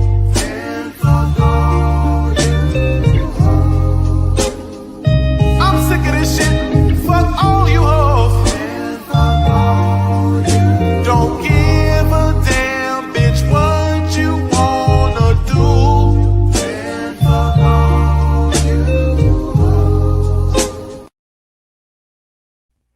All right, and I got that's Wrench Turner. I thought that's what it said. Wrench Turner in the building with the $5 super chat. He said, Keisha Andretti.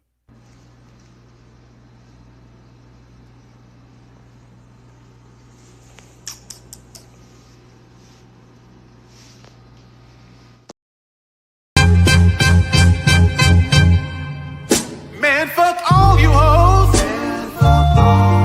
Fuck you and your mammy and your granny too.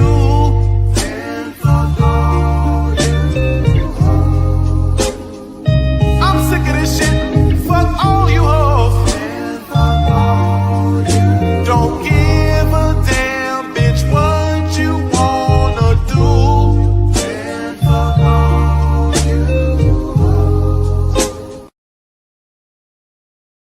All right, guys, we at the 1 hour 51-minute mark. We're going to go slightly over the 2 hours. So, what you call it? I want to make sure you guys can get your closing statements in and everything. So, no need to rush. We're not going to make the 9 minutes.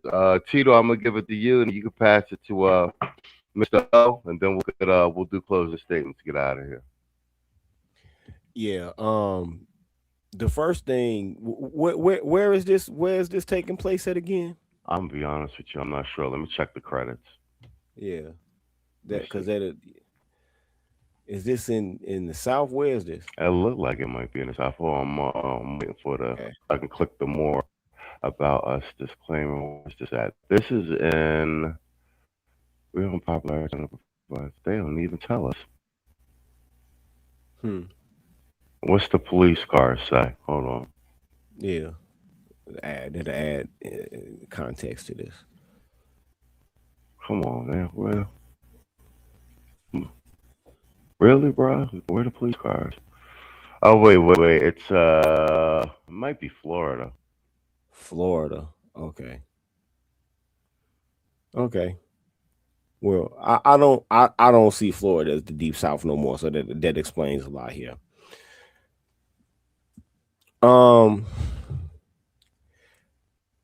Like it or not,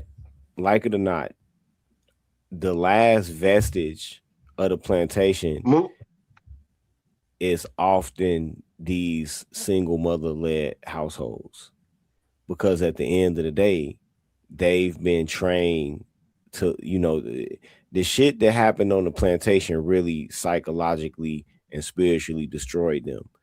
A lot of them nursed and suckled white children. A lot of them took care of white children, and they placed those children above their own.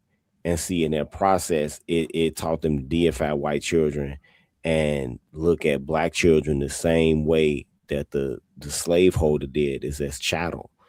And so because they primarily look at these children as chattel, things like this happen. So for anybody that might come along and hear this replay and disagree with what I'm saying, all you have to do is just have a close gander at the FBI crime statistics, and you'll see that they're the leading demographic with second degree murder by way of child abuse. You'll see many, and that's statistically, but you'll see many anecdotal cases of them losing custody battles and deciding to just go ahead and kill all the kids. You'll even see cases of them killing a child out of revenge just because the baby's father has a new committed relationship now, and they scared that might somehow reduce the leverage they have. So they see these children as being chattel, and guess what? That's analogous to the way that a lot of luxury clothing companies, they actually buy landfill space in kind of obscure countries to ship all of the designer goods that don't sell to these landfills, because they'd rather throw them away than donate them. You know what I'm saying? But it's crazy that Keisha looks at these children as disposable chattel. So a lot of times when these law enforcement officers have to confront situations like this, because we're, removed by time and by physical proximity away from the plantation, they really don't understand the dynamic that's taking place. Had this been like a little bit deeper in the South, whatever, you know, they, especially an older white person, they would understand exactly what's happening right now. But this police right here looks to be a millennial.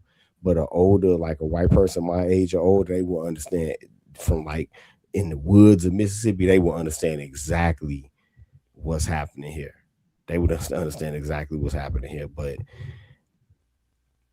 like I said, perhaps one of the only things that Obama ever did for black children and black men is them body cameras. Because if it wasn't for body cameras, they probably would have swept this shit under the rug, because they don't look at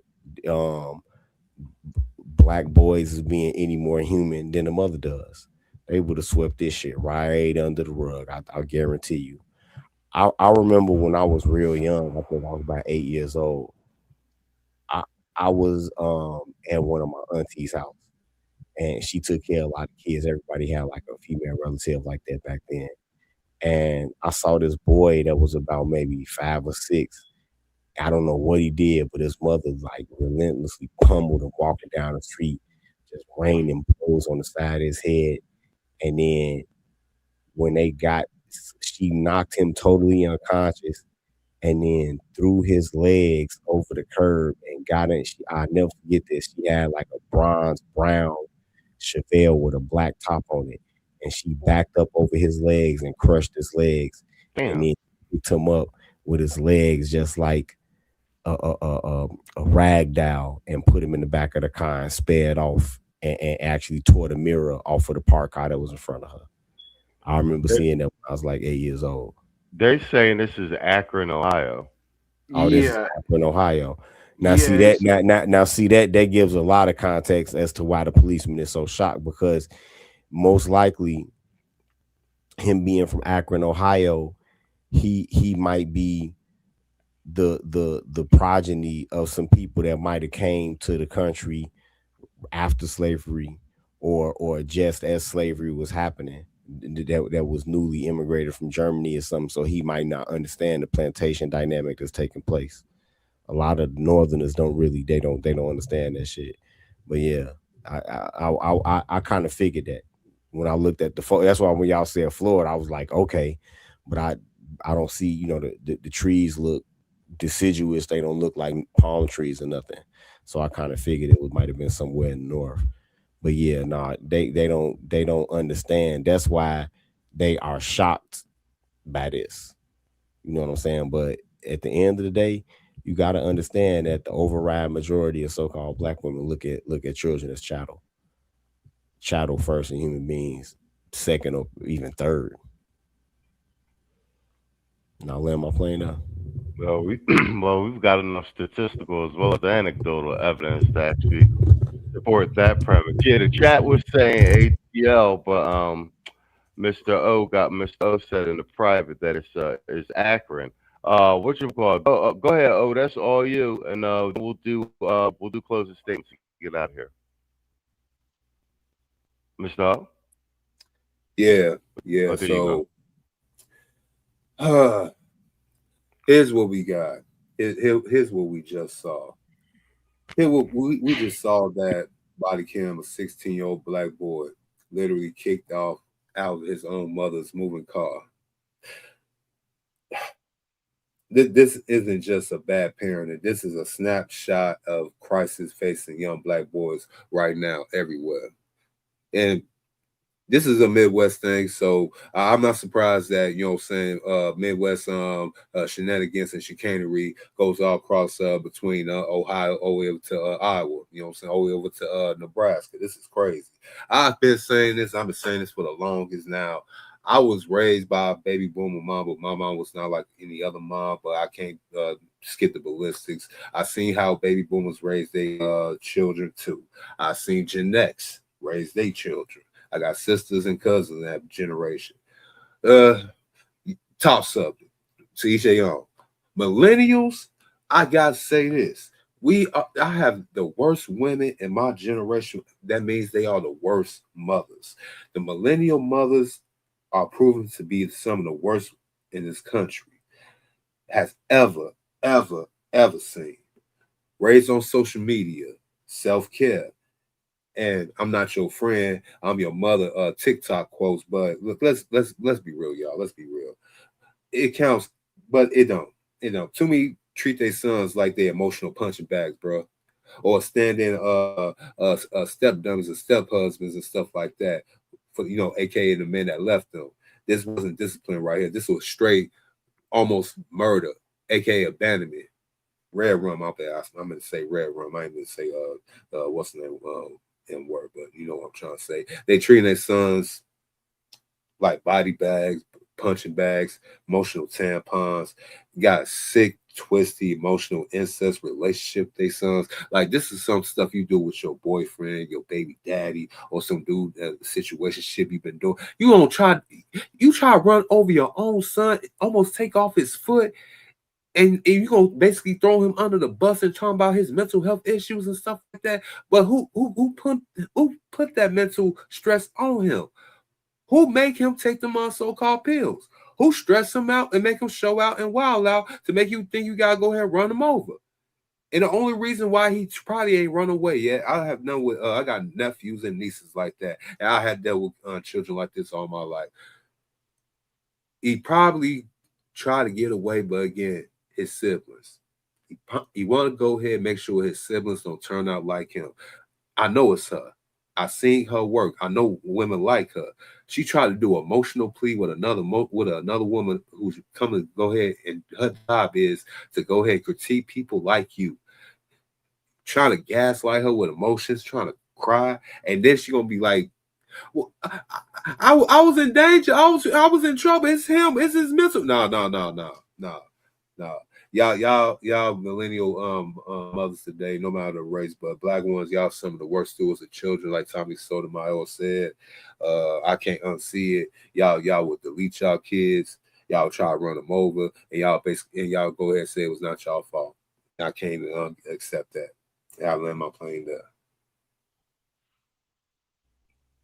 Well, player, I think you're spot on, and you spoke on something that I was alluding to earlier. With him saying that when he was saying that he didn't want to leave because he was worried about the other siblings. And I will say this: when you are the oldest, even if it's the oldest boy or oldest girl, even if you're in a foster care situation, usually whoever is the oldest, you actually end up. It's just like it's like you're predisposed to try to protect the younger siblings, even if they're not your blood relatives, even if you're in a foster care situation. Like what? So he's 16. So especially as if he's on meds and he's off the rocker like that, he wouldn't fake you in a situation like that. You wouldn't fake being concerned, not wanting to leave, especially if it's making you like that. If you and then say that you're concerned about the other siblings, then that means that's actually sincere, and she probably is dangerous in the house. And usually when the abusive woman is like this, they're all normal to everybody in the public. Then when you get behind closed doors, it's fucking like from the movie Misery and shit. Like I said, like she said, the other kids, they all have different dads and shit. His dad's deceased, so but they're probably younger than him. She's probably abusing them too. And like he's saying, like she said it tongue in cheek. He said he didn't want to leave because he was afraid that she was going to kill the other siblings. Like when you're a kid, you don't make shit up like that. Like, you know what I'm saying? You're not naturally worried that whoever's in charge is going to kill you. Like that shit doesn't happen unless something's actually happened. Do you know what I'm saying? Like I said, that even happens in foster homes. Like none of you are all related, but whoever's the oldest usually ends up trying to protect the younger siblings.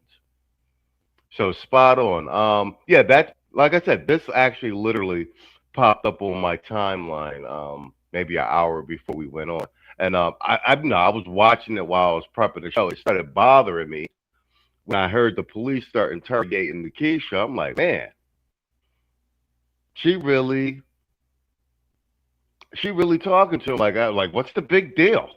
Almost right. I'm doing from a moving car. What's the big deal? He's 16. And I was like, this is where we at. So I wanted to do this one. All right, gentlemen, that is a wrap. We are slightly over the 2 hour mark. No worries. I'll chop this one up. I didn't want to chop off everybody's segment time and closing statements. Speaking of which, let's start with you, Mr. O. Let me get a closing statement and get us up out of here.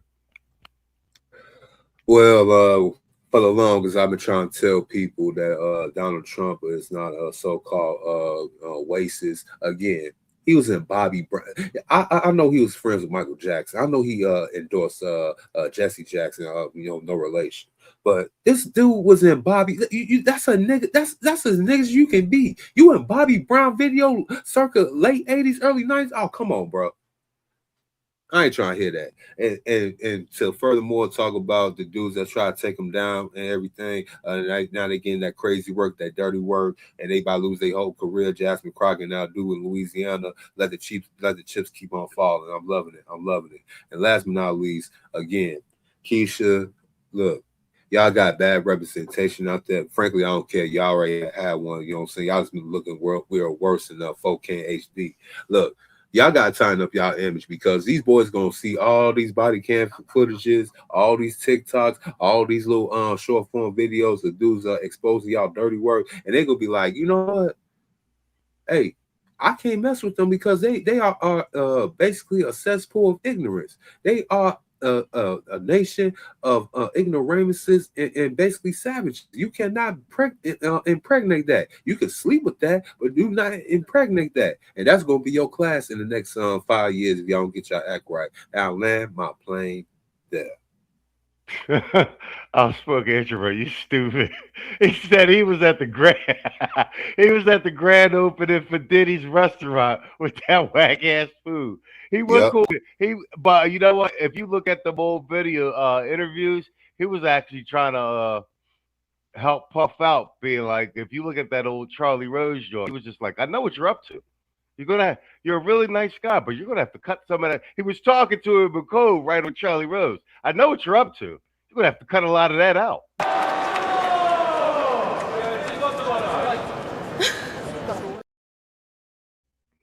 All right.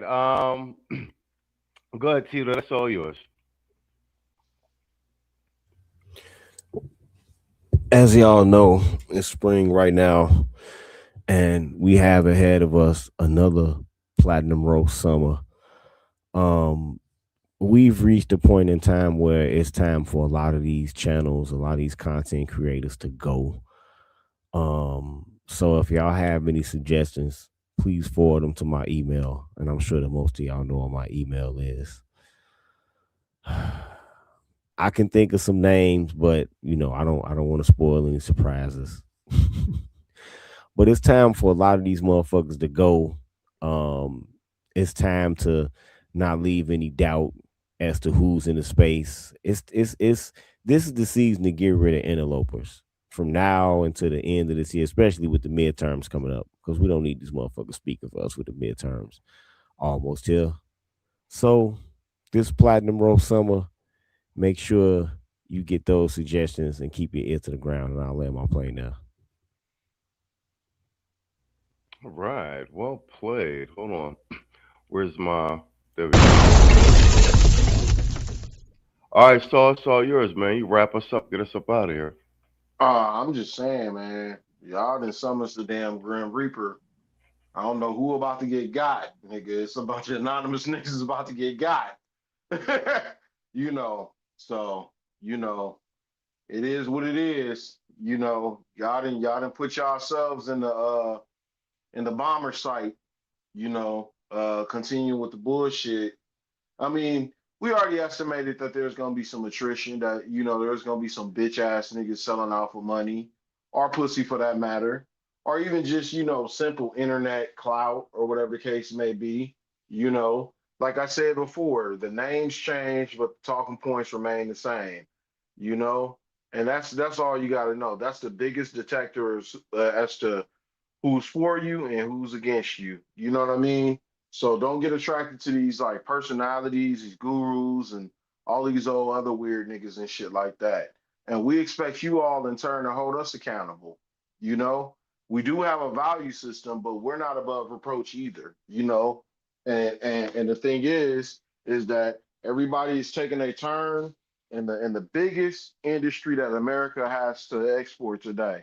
And no, sir, it's not service. It's not, movies or entertainment or anything else you would think it is. It's hating nigga content. You know what I mean? So I'll land my plane there. All right, well played. All right, gentlemen, that is a wrap. We have 2 hour, 10-minute mark. Slightly 10 minutes over, man. I want to thank everybody for coming hanging out with us again on a goddamn Sunday. I'll try to put a nice compilation of booby drops together for everybody. For the crowd. How do you like this show? There's you know what I mean? Make the Sunday show a little exciting. Very good rounds this evening. Shout out to everybody who supported the stream. Wrench, man. Thanks for supporting the stream and popping up, man. Ain't seen you over here in a while, man. Everybody dipping out for corporate. I think even El Guapo's channel shut down. He just got a little part-time a partial C-suite gig. Shout out to my panel for showing up every Sunday as usual, and sometimes even helping me put the goddamn show together behind in the green room before we even get started. So that being said, man, I think everybody knows everybody's routine. Me and Mr. O probably do random shit tomorrow. I'll be reposting all of Tito's streams during the week. So in case you missed anything, you can get them on the replay, gang, if you don't get them live. And I'll be streaming from the catalog during the day and during the early evening as well on the channel too. We're trying to get this puppy in syndication. That being said, man, good night and good luck. Here's another classic. The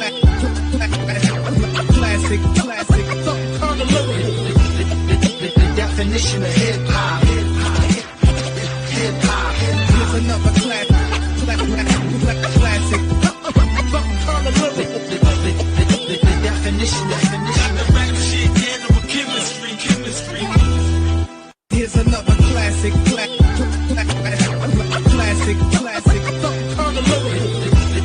The definition of hip hop. Here's another classic. The definition. Fuck you, fuck you, fuck you. You're cool. And fuck you, I'm out. Fuck you.